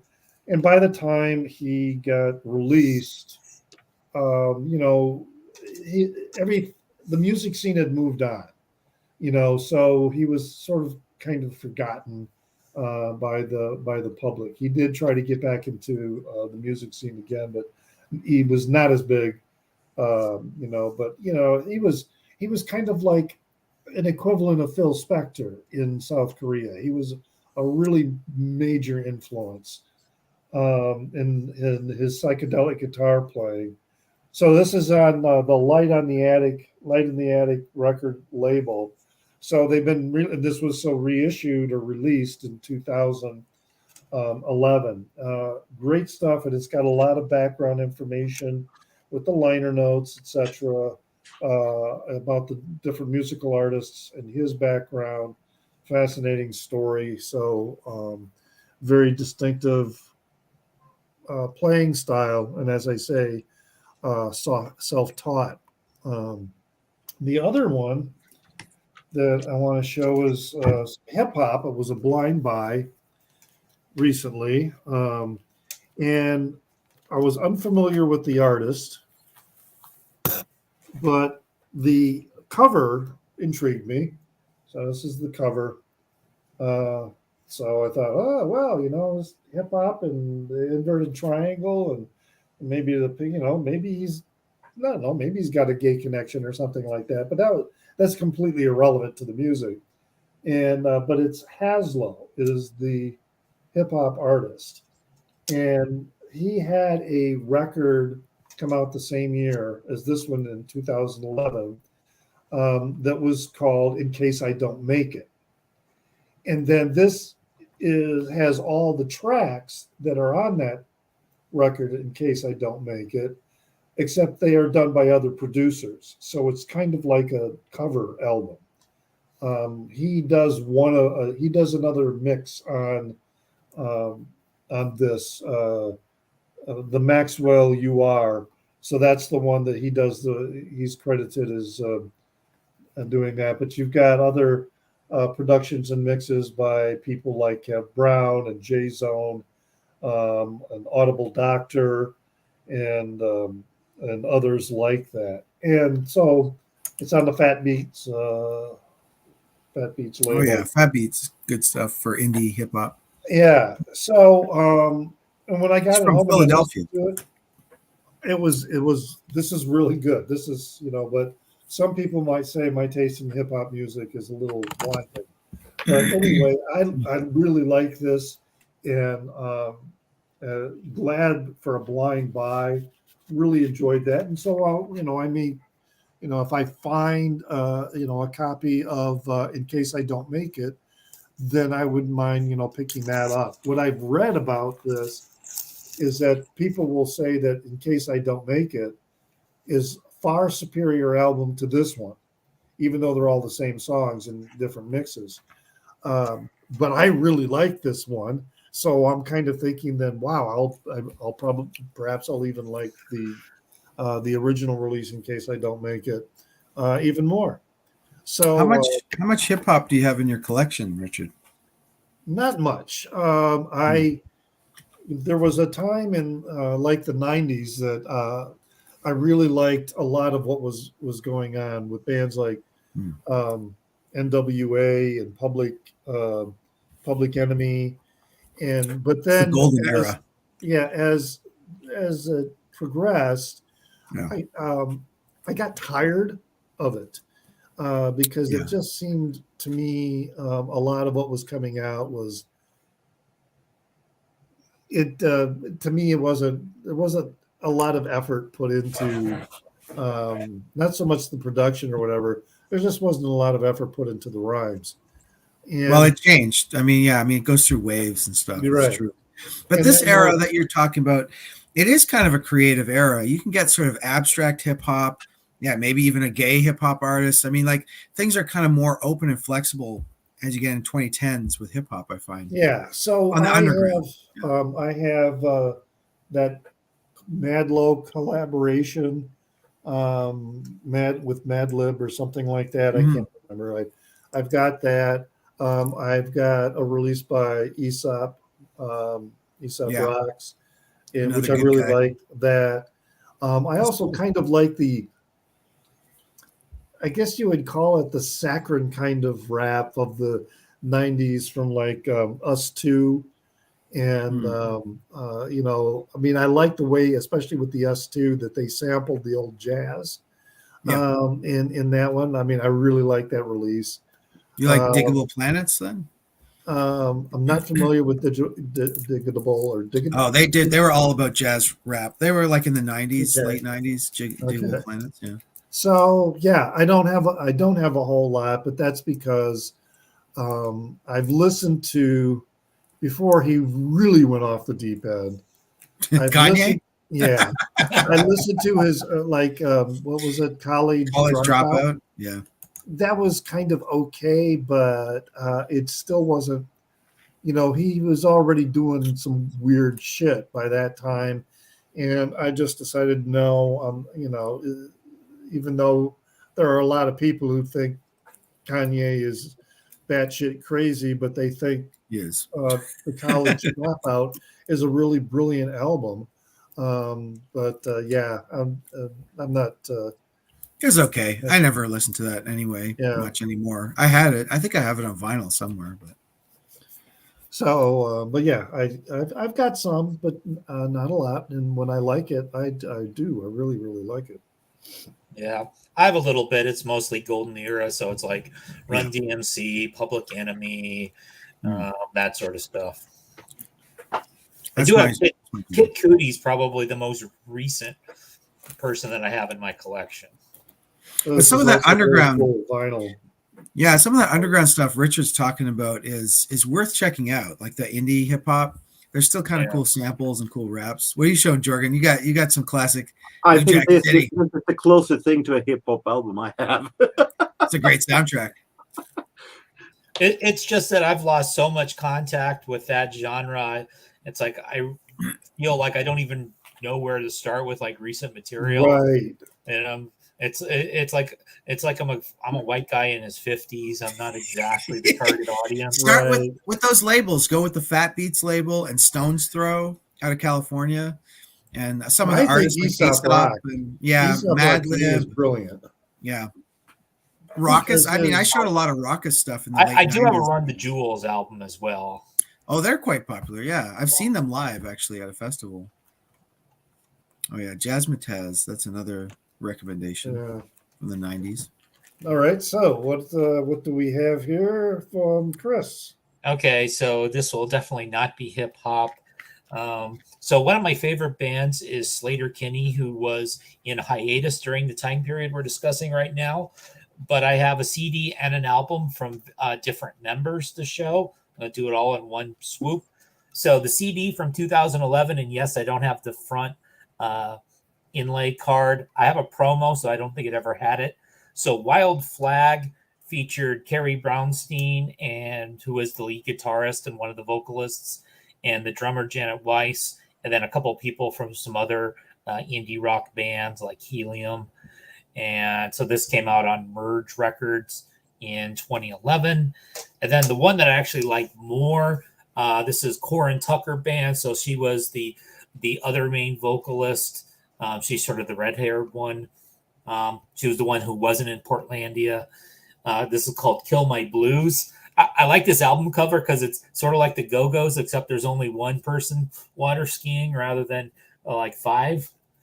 And so this came out on Kill Rock Stars in 2012. So Corin Tucker had 2 solo records. I know they're called Corin Tucker Band, but they're basically solo records. This is the better of the 2. The other one was a little bit too mellow for my tastes. That came out 2 or 3 years before this one. And we're getting close to Groundhog Day, so we've got a Groundhog Day song on this album. So then, of course, a few years later, Slater-Kinney got back together, put out one good album, and then they put out a couple of stinkers, the last couple ones. Yeah, I don't think there's been an episode in the last several that you haven't mentioned Slater-Kinney, but that's cool though. Well, yeah, because Slater-Kinney put out an album in 2005, but then they didn't put out their next album until, I'd have to look, but it's either 2014 or 2015. There was a several-year hiatus where they did various side projects. So, all right, Jason, what have you got for us? I got some wax. I'm going to do some 12s and a couple of albums here as well. I'll start off with the albums. This is experimental music. So this is the tie-in to Hanson Records I was talking about earlier from Ohio. This artist, Aaron Dillaway, is part of that whole label. So this is a split he's doing, and this is on a German label. You got some pretty nice packaging going on here, eh? So they actually, what they did is they printed on the sleeve, on the plastic outer sleeve, right? And then you put that over top of the cover, right? Now, what's my golden rule? I think I mentioned it before, right? As the cover art gets cooler and cooler, the music tends to be shittier and shittier. They're overcompensating, people. Yeah, I noticed that with some releases too. Yeah. As opposed to techno, which comes in those plain covers. Yeah. Oh, hell's yeah. This record here in a plain sleeve, way better than the one I'm showing right now. Now, if we had Stunty on here, he would know this label. So I think he's kind of critical of this label too. It's out of Germany. It's called Helm Records, and all their packaging is like this special silkscreen, cool shit. And it's all like abstract, like experimental music, but it's really kind of just drone for an hour, which is what this record is. It's kind of boring. It looks cool. Like, what a cool looking record, and then kind of lets you down.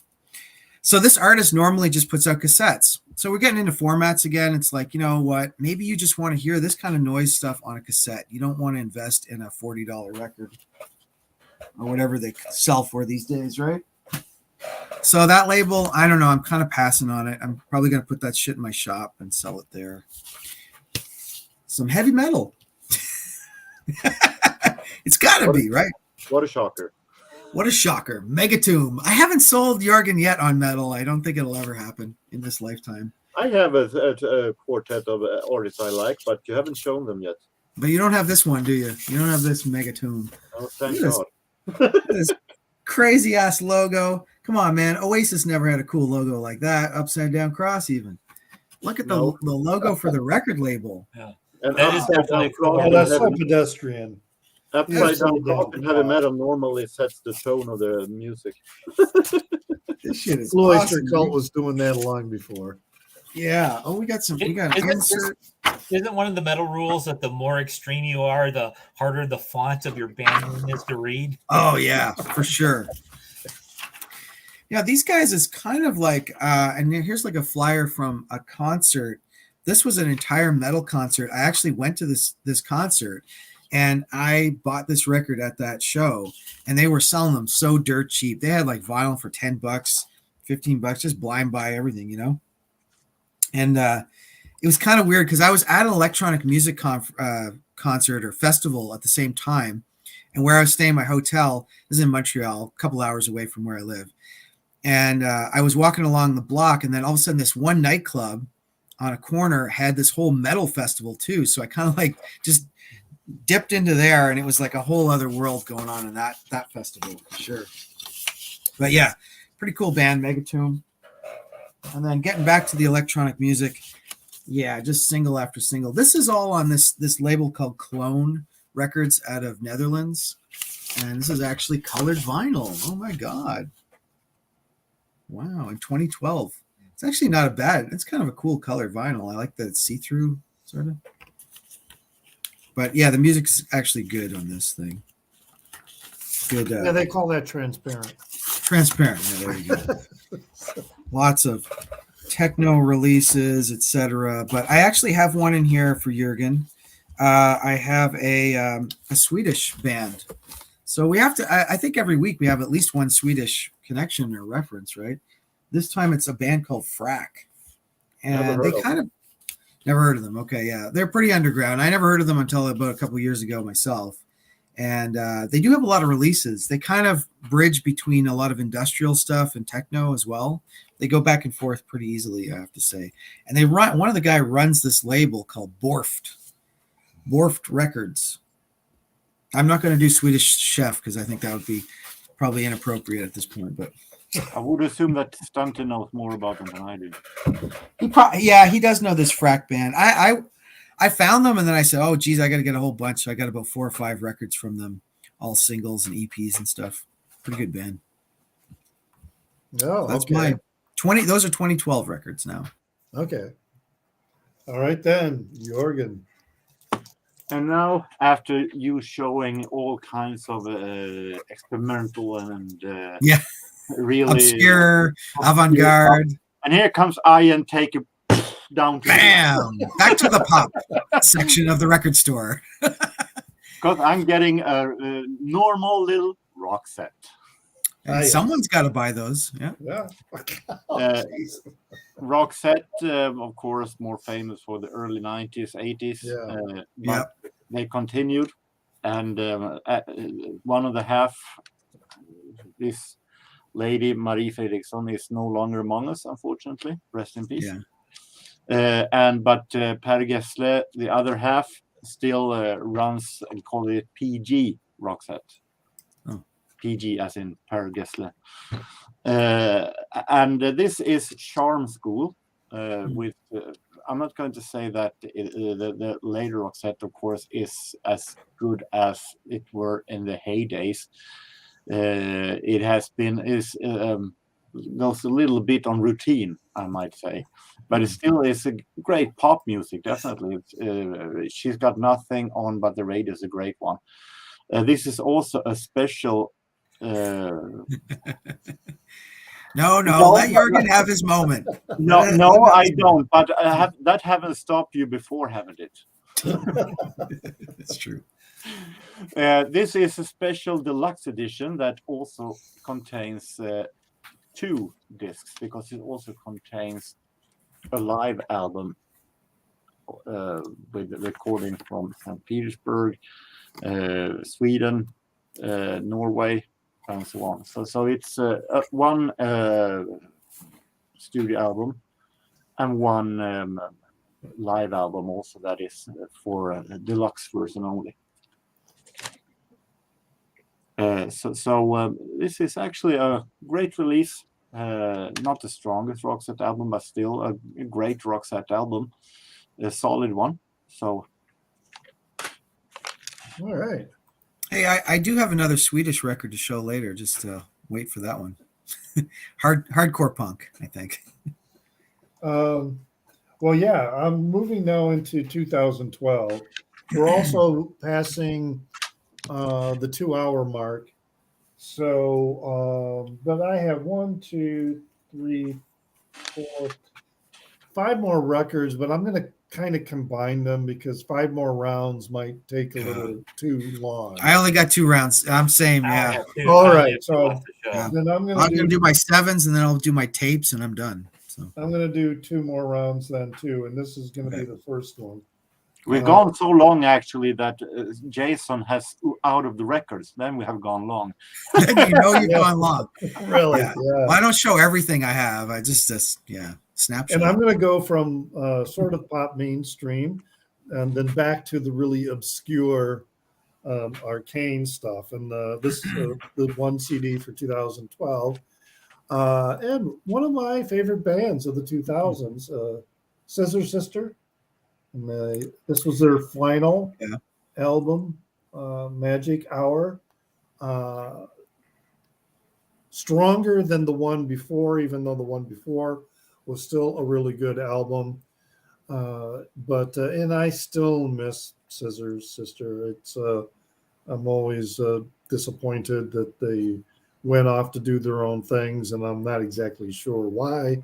But good stuff. Some of the let's see, maybe Baby Come Home, yeah, and some of them it's very popish, but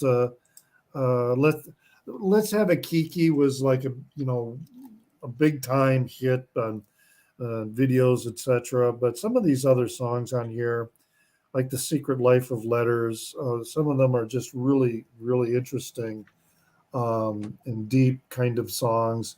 So yeah, Scissor Sister. Now for the arcane, the obscure, and this is obscure. This is probably one of the most obscure records I own, and that is here's the cover, and the musical project is called Hot and Cold, and this release is called Border Area. And this is brothers Simon Frank and Joshua Frank.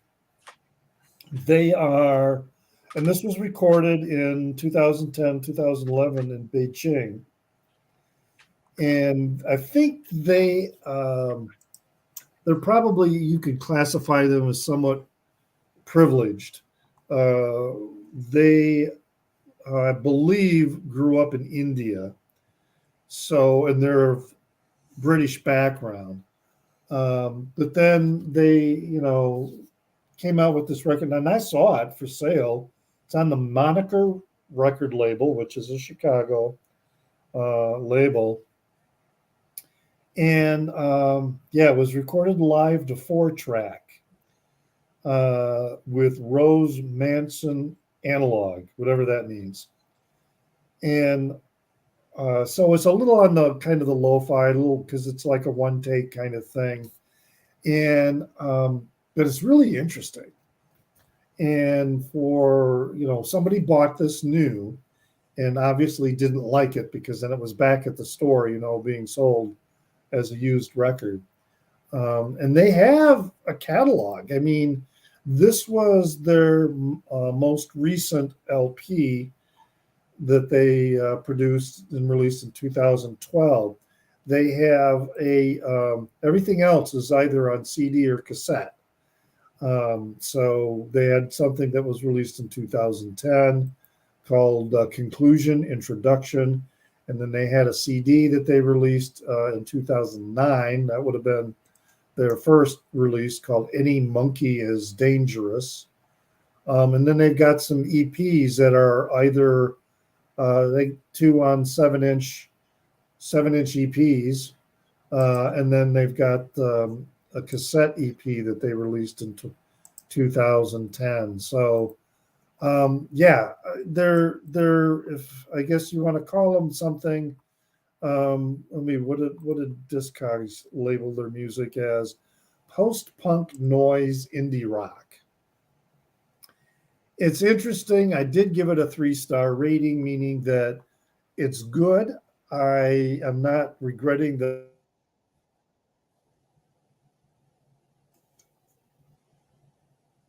Oh, you froze. He froze. So, I thought it was me, my computer. oh, I noticed my looks like my Wi-Fi signal dropped down a little bit. So We see you now. We're good. yeah. So anyway, that's it. Hot and Cold, and the album is Border Area. I've talked about this a couple of times before, and I don't think anybody so far in the vinyl community says, "Oh yeah, I got that record." I have that one. It looks like it's an electronic music album at the Yes, cover. it is. Yeah, Or glitch. It's glitchy. Or even a hip hop record, you could have told me maybe, but yeah. The one brother, Simon Frank, is on a keyboard, and then the other, Joshua Frank, plays bass and keyboard. So yeah, Right. That's what that is. Sort of post-punk stuff, yeah. All right, Chris. All right. Well, I've got a 10-inch record to show. Does anyone else have a 10-inch record to show today? Not I already today. showed one with that Colin Stetson. Well, that was a 10-inch. Okay, so this is it's called Therapy's Son is the name of the group. Over the Sea. So it's sort of a bedroom pop shoegaze sort of hybrid. Came out in 2011.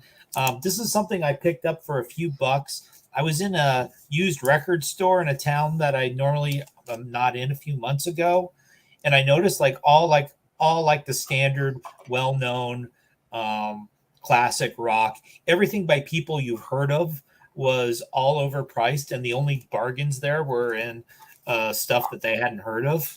So basically, they were basically doing pricing by how famous the artist was. Right. So this is something I picked up, pretty much blind buy-ish sort of thing, but sort of intrigued by the 10-inch format. So you can see it's a 5-song EP. And I looked up, basically it was basically the project of like this 19-year-old kid from Southern California who put this out. And then apparently, at least according to my Discogs research, he was a one and done, that there isn't anything else unless he has something under a different name that I don't know about. What's this called? The group is Therapy's Son, and then the EP is called Over the Sea. I like some shoegaze stuff. Okay. Shoegaze, I like shoegaze, but it's hit or miss with me because I like Slow Dive, but then My Bloody Valentine is another one that I just don't connect with. I love Jesus and Mary Chain. Well, we did a whole 4 hours of programming last night of noise music, and a couple of the artists, the noise kind of got into shoegaze a little bit. It was like kind of distant melodies happening behind a wall of a hazy wall. Yeah, cool. Yeah. All right, Jason. Speaking of a hazy wall of noise, I got a little batch of 7s here. All right. And no metal here. They're all hardcore, crazy hardcore, crusty punk stuff. This is actually a compilation of Japanese bands. Complete Oral Turmoil. Looks like I got it for $3. Keep talking because I have to stop. Okay. Oh, hopefully we don't lose his internet connection. Jorgen, I got one for you. This is a Swedish hardcore band, Heavy Nukes. Oh, them. Never heard of. Them. Yes, from 2012. You remember this release? Oregon. Oh, boys. What did you say, what did you say, Chris? I said they live next door to you. Oh, it's my neighbor over the street. I'm telling you now, Jorgen, this is like a full album for hardcore band. You got 5 songs on each side. Plays at 33 RPM. How long are the songs? 1 minute? About that. So probably all you need for that kind of style, right? Switching over. All I can bear with. All you can bear with. Switching over stateside, we got a band from New York City. This is called Nomad. Really nice cover art on that one. There's a Swedish band called Nomad also. Yeah, although this is New York City, but they kind of got a lot of Japanese there, so I don't know. I gotta look that one up again. Inversibles. This is some Mexican hardcore punk. Mexican band. Album cover kind of falls over. Crash. This is from LA. Crash. A War on All Fronts. Bleak, crusty punk. Amazing 7-inch. Christopher is asking you a question, Jason. Did you see the Dennis Leeson from Refused as a vinyl channel? No, I didn't see that. And I've never really followed Refused that much. That kind of came in an era that I didn't follow punk, but I will check that out. 2 more to go here. I got Crusty Punk from Halifax. That's on the east coast of Canada. Really crusty punk here too. Very cool town. I like Halifax. Oh yeah, it's really nice and laid back, and it's on the coast. You got the I went to Halifax. I think it would have been 2018. Yeah. Oh yeah. I spent some time in Nova Scotia. So. Well, I grew up kind of about 3 hours from there in a small town called Moncton, and Halifax. I used to DJ Halifax a lot, like at least once a year. They're always up for a party. That place, very laid back. And last but not least, from my current town, Ottawa. This is Silent Order. Not a long-lasting hardcore punk band, but this is what you'd call the deluxe edition for hardcore punk 7-inch. Okay, so the deluxe edition here, no colored vinyl for us, but you get a punk patch, right? You want to get a patch to sew on your sleeve or something, or maybe safety pin, right? And also a poster too, all folded up. Let's see what this poster's like. It's double-sided too. They really went all out. Oh, upside down. Cool. Don't know if I put that up, but the lyrics are on the back. So that is a deluxe hardcore punk release. Deluxe. Take that, MoFi. Where's all those guys in the VC there? You know, I don't know, Casey Kasem or whatever. If it was like a southern punk band, there'd be like a beer koozie in there. That's all it's missing. Hey, I was going to ask you guys, what are some of your favorite channels? Like, what channels do you watch on a regular basis? Like, anything exciting these days? Or I know you're in the Gunkles, Richard. So, well, I watch a lot. I've subscribed to so many channels, but not all of them are producing a whole lot of videos lately. But some of the ones I've been watching with the greatest frequency, there's a couple jazz-oriented channels that I enjoy watching. I've been finding you watch the Jazz Bums. No, I haven't watched very many of theirs, but what I have tended to focus on are younger VCers because I like to see what they are listening to. It fascinates me how some of the younger VCers, like in their 20s, who are listening to music from the 60s and 70s. And that's weird, so into it, or like there's this one who is he's a jazz musician, but he's like a sophomore in college, and he's just got this incredible jazz collection. So it's been really interesting, to watch them. But yeah, there's so many. Steve Carlson I watch pretty regularly, but yeah, there's so many that I watch them in streaks. So for a while I may not watch them. For example, and his name is escaping me, but he's doing a album by album of the Police's catalog. Oh, okay. Oh, that's Jeff Witcher. I think. Yeah, Jeff Witcher. Oh, Witcher, yeah, the comedian. Yeah, he did Pink Floyd just before that. So he loves 80s. He's great for 80s, man. Yeah, 80s new wave. Yeah. And he does a live stream once in a while too, like where they do the brackets to pick a great, they let the audience pick an album. So it's kind of fun to watch. That's fun. Yeah. But anyway, Chris, you were watching. You were on the Doctor and the Kid, right? Or I was on screen on Doctor and the Kid last night, and I tend to go in streaks, in channel watching and music listening. So I've been in more of a punk and indie mode recently. Yeah. So like I've been watching like Tommy's Vinyl Knot. So hear about all the crazy Finnish hardcore and the adventures with the VC Inspector and stuff. And he always watches my videos and comments as well. The Gunkles is probably one of the long form channels I'll watch. I don't think I won't watch the entire episode, but I watch pretty big chunks of it. And Robert Fithen, when he does his own videos, are always really good ones as well. Those are always great. Yeah. By the way, we have a new Gunkles posted today. Oh, okay. So you don't do you do those live stream, or you record them and then post them? Most of them we record them, but we've done live streams before. Our live streams go for like 4 to 6 hours. Yeah, okay. and they always, because a few hours in, they're a little. And we also don't post the whole thing. We cut it out. Get risque or something. So if you weren't there to see everything that happened and its ugly realness, then you don't get to see it. Certain Gunkles get a little too drunk. Richard's probably the most sober of the group on those. Yeah. That's just because I have more experience drinking than perhaps the others. You gotta watch the drinking and the streaming. Yeah, drinking and streaming. What about you, Jorgen? You watching anything these days, or? I'm watching too little, unfortunately, because with the blogging, with the video making, I do charge for Facebook groups and so on. I have very little time to watch that much, but I follow some of the ordinary. I follow Doc Dawkins, of course. I follow Steve Carlson, Fat Vinyl City. Shows sometimes a whole lot of soul music, and those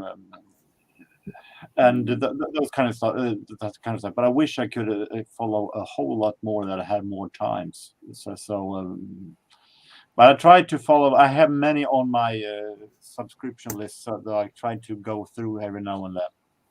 Yeah, I probably got like 30 or 40 or maybe even more channels that I'm subscribed to, and it's probably fortunate that many of them are not regular posters, because there's no way I can keep up with that. I hit the bell sometimes too to get the ones I really like. Hit the bell. And something I forgot to mention was, it's like usually right around the beginning of the year, I try to make an effort to like watch if people are doing like their top records of the year or the vinyl tags. And you learn about new channels that way. It's amazing because you get to the point where you're like, okay, I know everybody in the vinyl community, their existence. Sure. And then I'll run across, there'll be a channel with like 800 subscribers. I was like, I never heard of you before. Right. Yeah, it's one thing to see a new channel, that doesn't have very many subscribers. But then I find a new channel where they have like, in the thousands. And I'm like, wow, you've never shown up in my feed before. Where have you been? There's a lot of channels that I followed during my beginning tenure of the vinyl community that unfortunately were favorites of mine that it's gone right now, unfortunately. So you got to refresh. I'm big on the metal VC. Obviously, there's tons of metal VC to go down that rabbit hole. And then some of the punk ones, like Chris mentioned, Tommy's Vinyl Knot, Ryan Kidd, they're all great.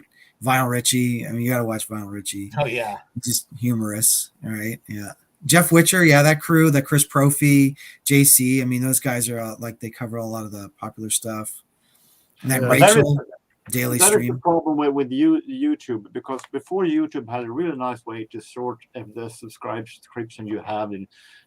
So you can easily, now they have some years back, you just have a long list of 9 million in different genres, and you lose control and touch of it. You don't have the strength to go through everyone. Well, hit the bell. Use the bell for notifications for the really good ones, and then that'll remind you when they got a new video. Well, the bell, I think, is, I mean, I have the comes up. Since I subscribe, then it comes up in the list of new videos still. And anyway, I guess clicking on the bell too helps the algorithm for the channel. Channels, the more people that click the bell tends to elevate them more in terms of the general feed that YouTube serves up to you. What was the name of the channel that had a lot of jazz records that you mentioned, Richard? Bob Bradley. Well, yeah, Bob Bradley for sure has. He loves that shit. A lot, and there's Jazz Bums. And Jazz Bums is one, but of the college age jazz, people that I follow because it's amazing. I watch these guys and I'm going like, holy shit, your depth of knowledge with jazz. But as it turns out, one of them is actually as I said, he plays trumpet. But I don't remember their name, and I'm trying to go through my list here. Aidan Buck is the jazz trumpeter who I follow, and he's always pulling out records that I'm like, God, I've See, I find the jazz guys, they kind of pull out a lot of the usual bebop stuff. So I don't like Bob Bradley. I don't really watch him. He is entertaining. I like him, but I won't really watch him after a while because it's usually that kind of same old stuff. Like, I don't know. Are you looking for more obscure jazz or like later jazz, spiritual jazz? My jazz is probably, it's in terms of a genre in my collection, it's one of the smaller ones. I think I have, I have more jazz than I do punk, and I have more jazz than I do soul and R&B. Huh. It creeps up on you. Yeah. You're like, I only have a few, and then it's like 100. Yeah. I got 3 cubicles. The third one it's probably 2/3 full of jazz. Where I'm at with jazz is I've got like a cube and a half of jazz, and I kind of feel like it's like I've got enough of like the Coltrane, Miles Davis, all that. I feel like I don't need any more of that style of jazz. So basically, at this point, if I'm introduced to something that's cool and new, I might pick it up. Like Russ from Mama's Records, which is another good channel. There's a group called Surprise Chef that I picked up their album of. They're from Australia. It's kind of jazzy. It's kind of soul funky. It's a little bit like Krungbin, but more on the jazz, less on the funk. Okay. That makes sense to you. I like fusion jazz. It's this cool. shelf here, those shelves here, plus way down the CDs there, all of them are jazz. Yeah. Okay, Jorgen. And we know you like a lot of the stuff that's older than most of the jazz channels talk about. I don't deny that. And these jazz channels that I do watch with the 20-somethings, I don't watch because I'm trying to learn more about jazz. I'm just fascinated by how these young people are so into this music and know so much about it. It's not that they show things that are different. Like there's this channel called PA Record Guy. He is so into 60s and 70s rock. All right. And he's like maybe 23 or 24 years old, and he's listening to all this music. And it's so interesting to me. Someone so young is so into that era of music, and they hardly ever talk about, something new. Although Parquet Courts, he listens to Parquet Courts, etc. So that's a newer but I guess that's another reason why I watch these channels, because it's interesting for me to see their perspective on music I grew up with. Kind of blows my mind. Why are you listening to it's good music. It's not that they shouldn't listen to it, but it's just weird how they get caught up into it. Well, something I find with younger people, as opposed to like people who are like 20-ish years old right now, as opposed to when I was 20-ish years old, was like older music's way easier for them to like obtain. Yeah, right. So you can at least check it out, and then obviously it's a minority, but the people who get into collecting it as well. Whereas like 30 years ago, 40 years ago, whatever, it's like, well, there's the stuff that came out now. And for me, listening to old music was like listening to like Led Zeppelin. Yeah. Same, yeah. Well, that was in the 70s. Eagles, Led Zepp, we didn't. Right. But actually, there was a lot of like hippies in my high school that were really into Grateful Dead, and then Fish, of course, they got into the Fish thing. Because when I was like 20 years old, the idea of listening to music that people in their 50s liked was like a completely foreign. Yeah, I know. I was just gonna say that's like your mom, your dad's rock, whatever. Like you didn't. We listened to punk. I actually never thought of that because I got influence from and the problem with me is that I have hard time actually to cut away at stuff that are not trendy still. So I don't care if it's from the 80s, if it's from the 70s, 60s, if what is it's good, it's good. I liked it once for one reason and it still follows me, which means that I now have 9 billion genres that I've been influenced by through my entire life, no matter if it's old or not. Yeah. Oh yeah. So I married a record collector. That's another channel, that I I've follow. never heard of that channel. Okay. So like what you were saying, Chris, when I was buying records in the 60s and 70s, you just found them unless you subscribed to one of the music quarterly magazines. And I didn't live in an area where there were a lot of them available to me. But basically, you went to the record store and you just started flipping through records.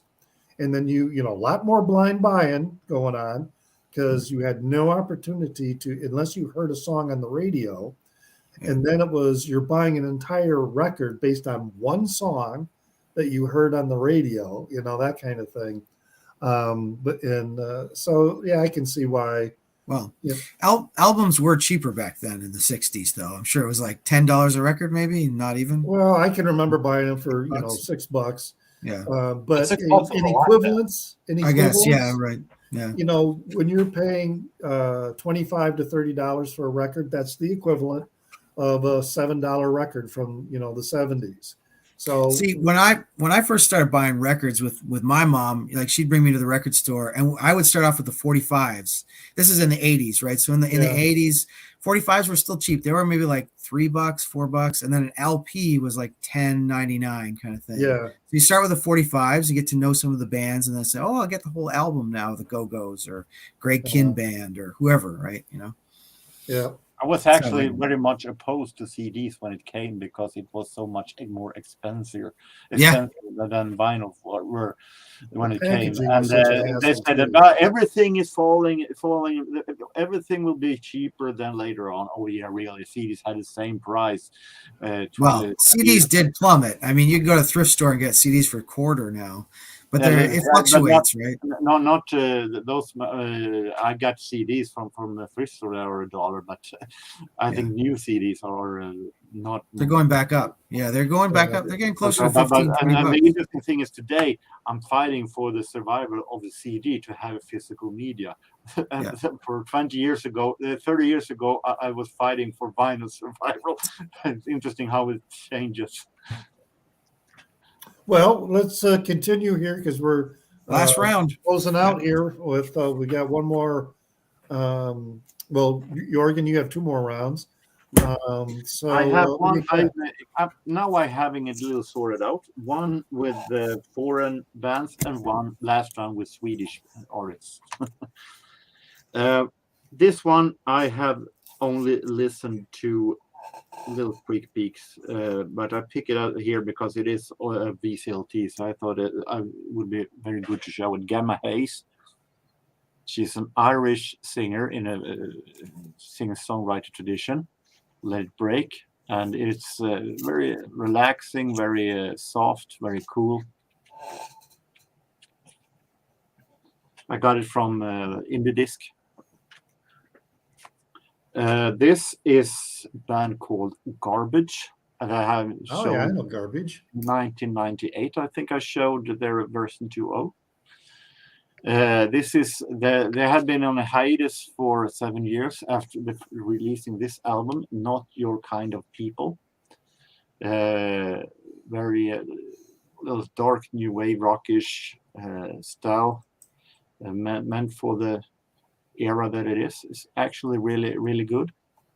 Didn't they do a tour recently? They still exist, yes. But they did a tour recently, right?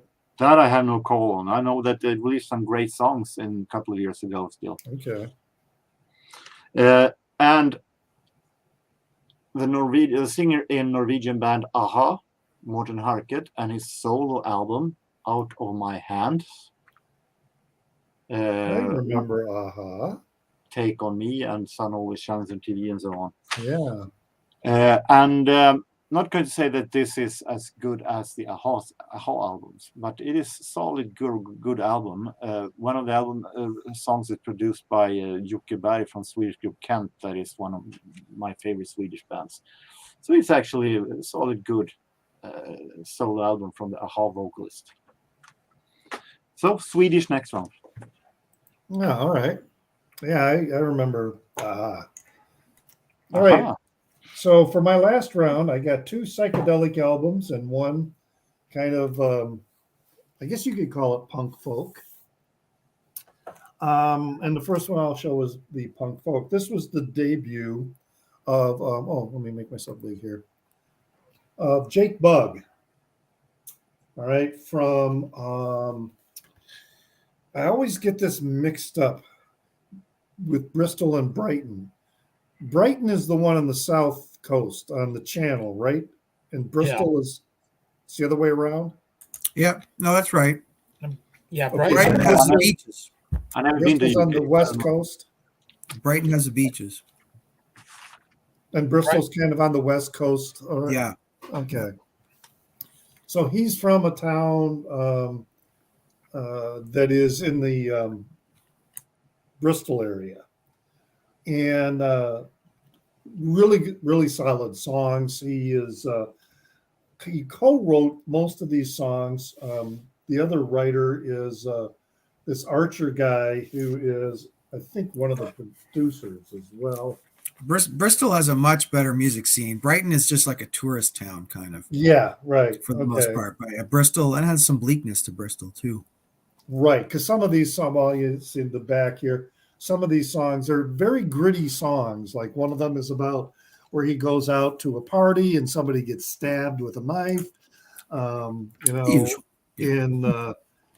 to deal with if you run up debts on the street, you better be careful because they're going to come and get you in order to, make sure that you pay, kind of thing. But they're really good songs. Or his other albums, the next couple of albums he came out with are good, a little weaker. But then the most recent one, which is actually just an album of all love songs, is actually very, very good. Because they run the gamut of the type of everything from unrequited love to love that lasts to love that ends to, but anyway, Jake Bugg, he was kind of heralded as maybe being a 21st century Dylan type of Woody Guthrie kind of style of singer-songwriter. So not like the Smiths or Morrissey, more like Woody Guthrie. No, okay. Because when you say British and that kind of unrequited love, I think the Smiths.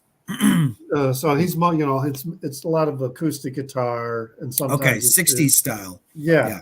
Okay, gotcha. And that kind of realm. But I don't think he might have had the potential to become that, but I don't think he is. But he's still a solid performer. Now for the Psych records, this first one is I just heard about recently.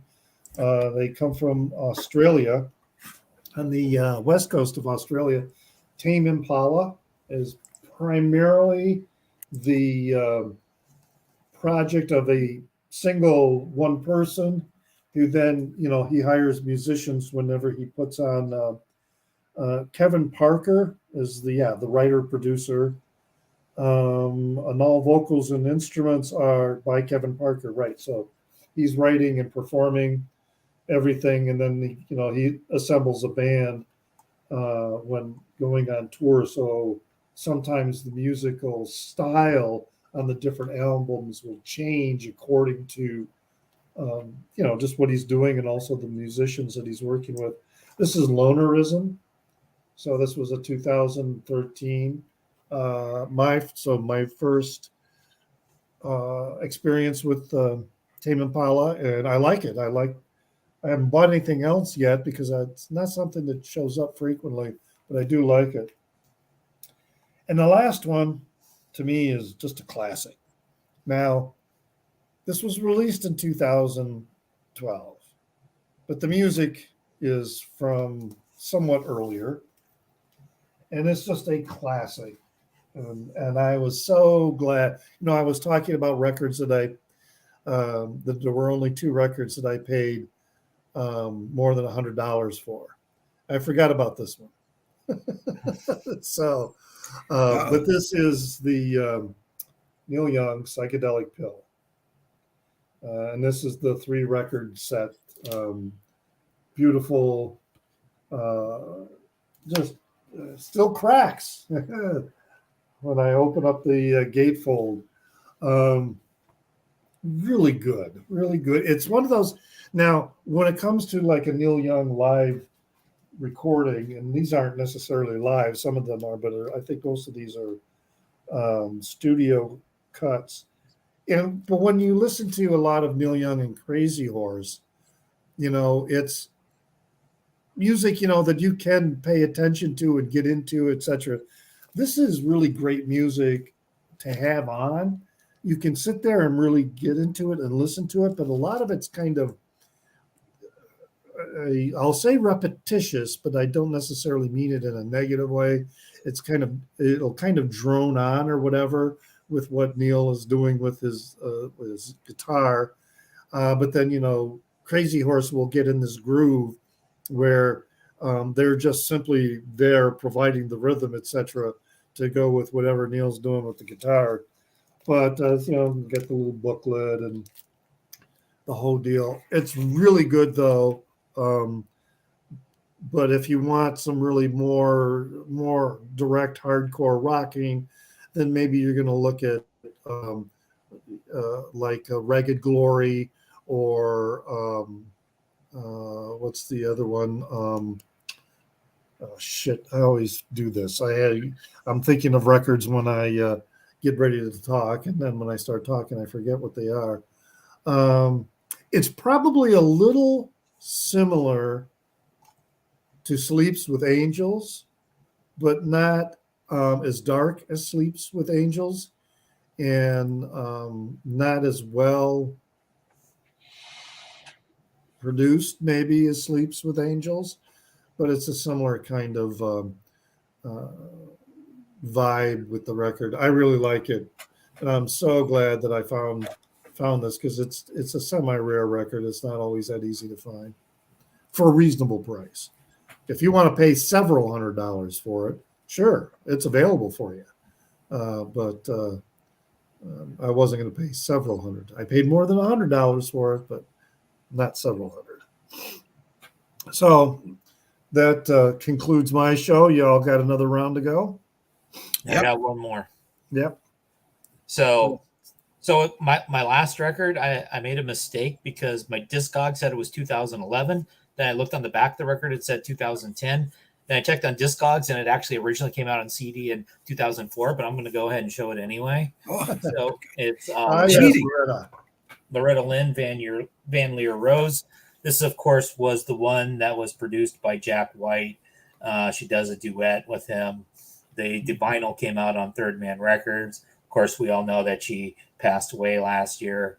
Obviously had a very long career. So I figured I would go ahead and show it anyway, even though it technically wasn't released in 2011. Right. We'll let it slide this time. Yeah. But don't you ever do it again. Don't do that. I could have not told you any of that, and you probably wouldn't have known. You would never have known. Yeah. Unless one of us also owned the record, and then we'd go, no, it wasn't released. Busted. Yeah. All right. Well, Jason, then what do you have for us? I'm going out with a bang. I don't have any metal. Oh, yeah, I do.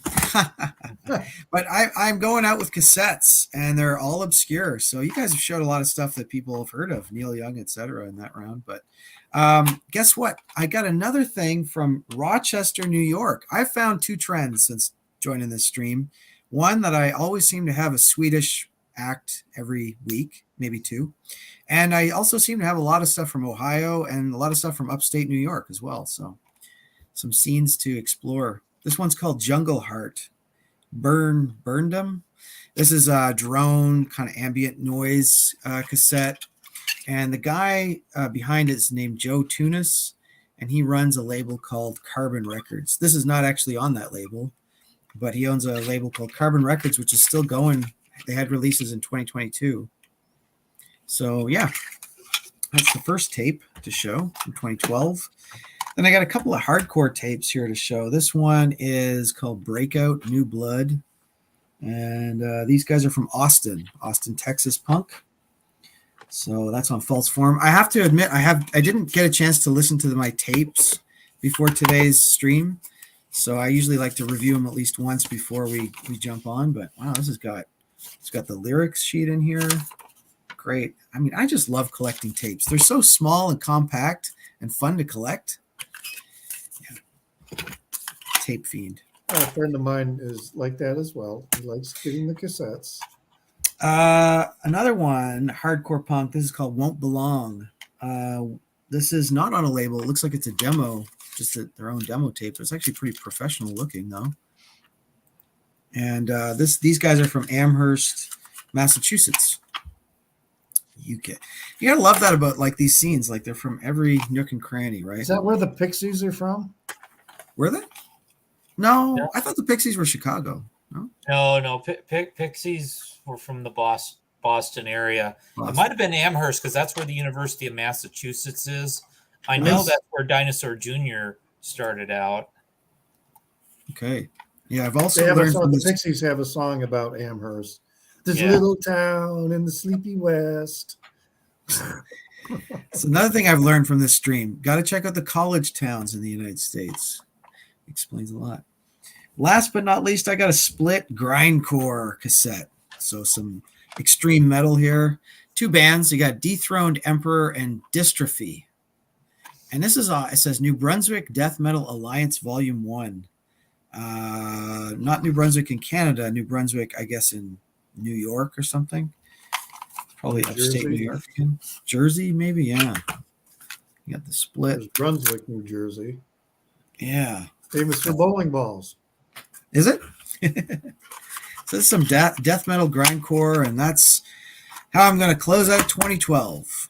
All right. On the tapes. And how will you close us out, Jorgen? Ooh. With some Swedish CDs. Swedish pop. So for those of you who know what this is, give me a hell yeah. Starting with, I think I've shown her before. She's one of my absolute favorites. This is Nanne, last name Grönvall. Can't say hell yeah. She is the daughter-in-law of Benny Andersson of ABBA. And you can see autograph. And this is my rock favorites. I'm not going to say that this is her best album, but she does covers of various rock songs. She is, even though she's more into the Swedish Schlager, light pop style, she is a huge fan of heavy metal and rock and roll.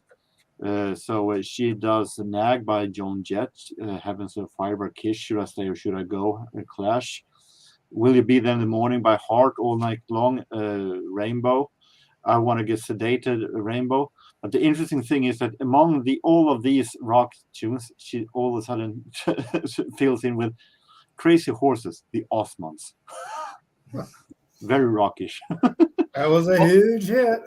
Well, Crazy Horses was the Osmonds' sort of psyche rock album. Okay. Right. When I hear the Osmonds, I think of the light pop version of Jackson 5. No, that was the guys wanted to do a rock album, so they did one. Okay.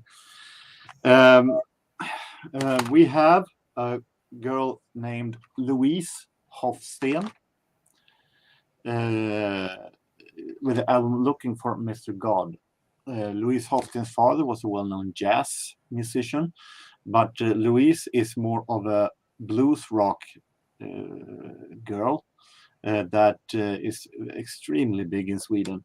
And this is a really great album with a lot of blues rock, a little Swedish rock style. And it's actually, I've been a fan of hers since the late 80s. We have a singer-songwriter, Swedish, named Staffan Hellstrand, which also is a really great one with great melodies, with a lot of singing a lot about people who has poor and people who has problems in their lives and so on. And this is a great self-titled album. And going out with one of the best there ever is, one band that I've shown before, and that is one of my favorite Swedish bands. This is Eldkvarn, and the album De Berömdas Aveny, the famous one's Avenue. This is the final album they released before they put themselves on ice for foreseeable future. I don't think they ever will be back. But the final album of one of my favorite Swedish bands concludes my 11 and 12. Whether I will be back 13 depends on how many I find. That was as obscure as my tape round. You're welcome. Jürgen, we rarely connect our collections, but part of that, at least, I don't know about Canada, but here in the United States, a lot of the radio stations, when it came to, you had to be someone like ABBA or Roxette or, to really get radio notice here in the U.S. It was much easier, I think, for British musical acts to get noticed. And let me then say also, Roxette hadn't been big at all if it hadn't been for an exchange student from America who was study in Sweden, and he took one cassette of The Look and gave it to a radio station in the USA, and they got high on it. But it wasn't for this exchange student. Nobody knows whether they would be big in the USA. And it's not like there's not other, great music. I mean, so it doesn't matter where in Europe, from Germany or France or anywhere, one big act comes and hits it in the U.S. Then I got to hand it to the internet, actually, because I remember myself back before internet. You if there were any other countries from than our own USA or America or UK.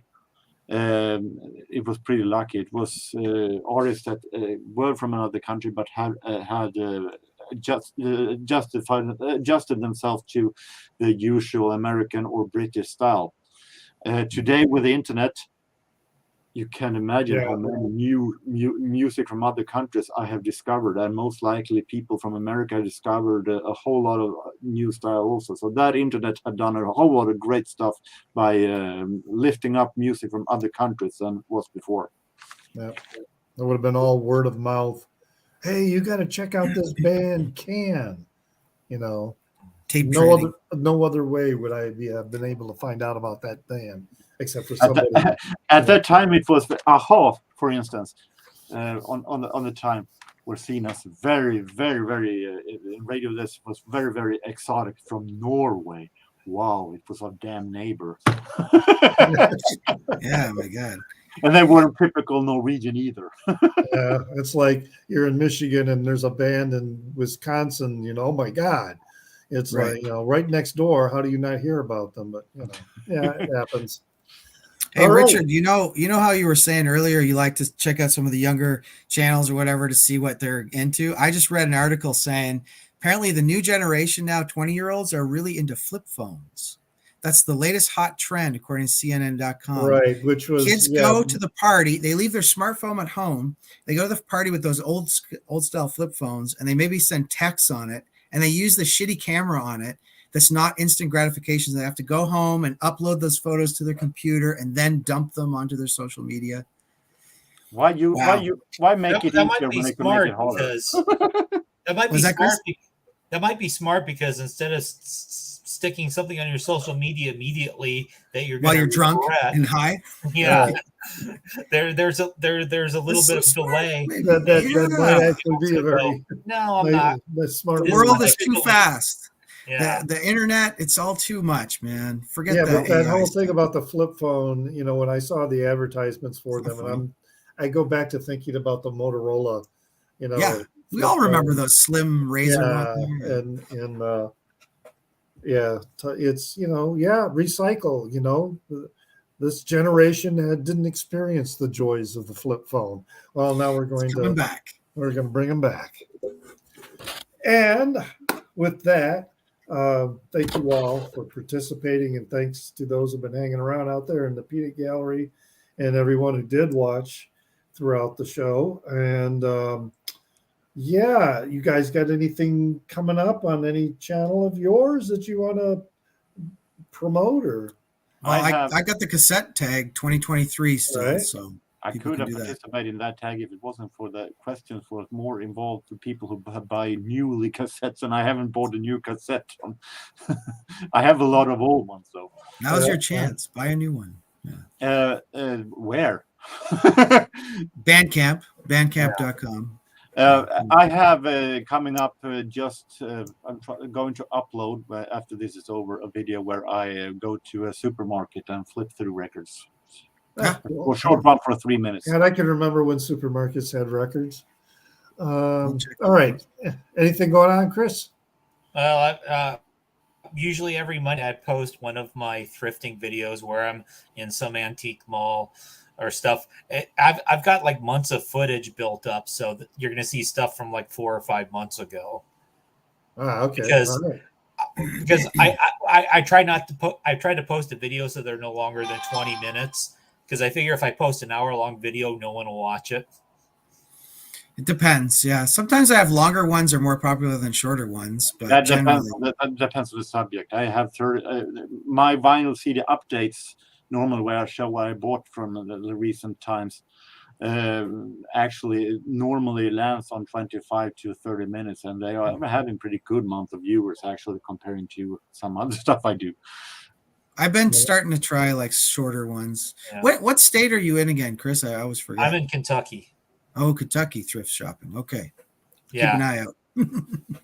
Should be interesting. Thrifting in some of the Chicago thrift shops is not quite what it used to be. You got to get out of the city. You got to get out of the city and go someplace else to the one that's going up tomorrow will be from Evansville, Indiana. Oh, okay. Road trip. Okay. All right, then. Thank you all. And always remember to pray for the people inside your head, for they won't be there when you're dead. Thanks, guys.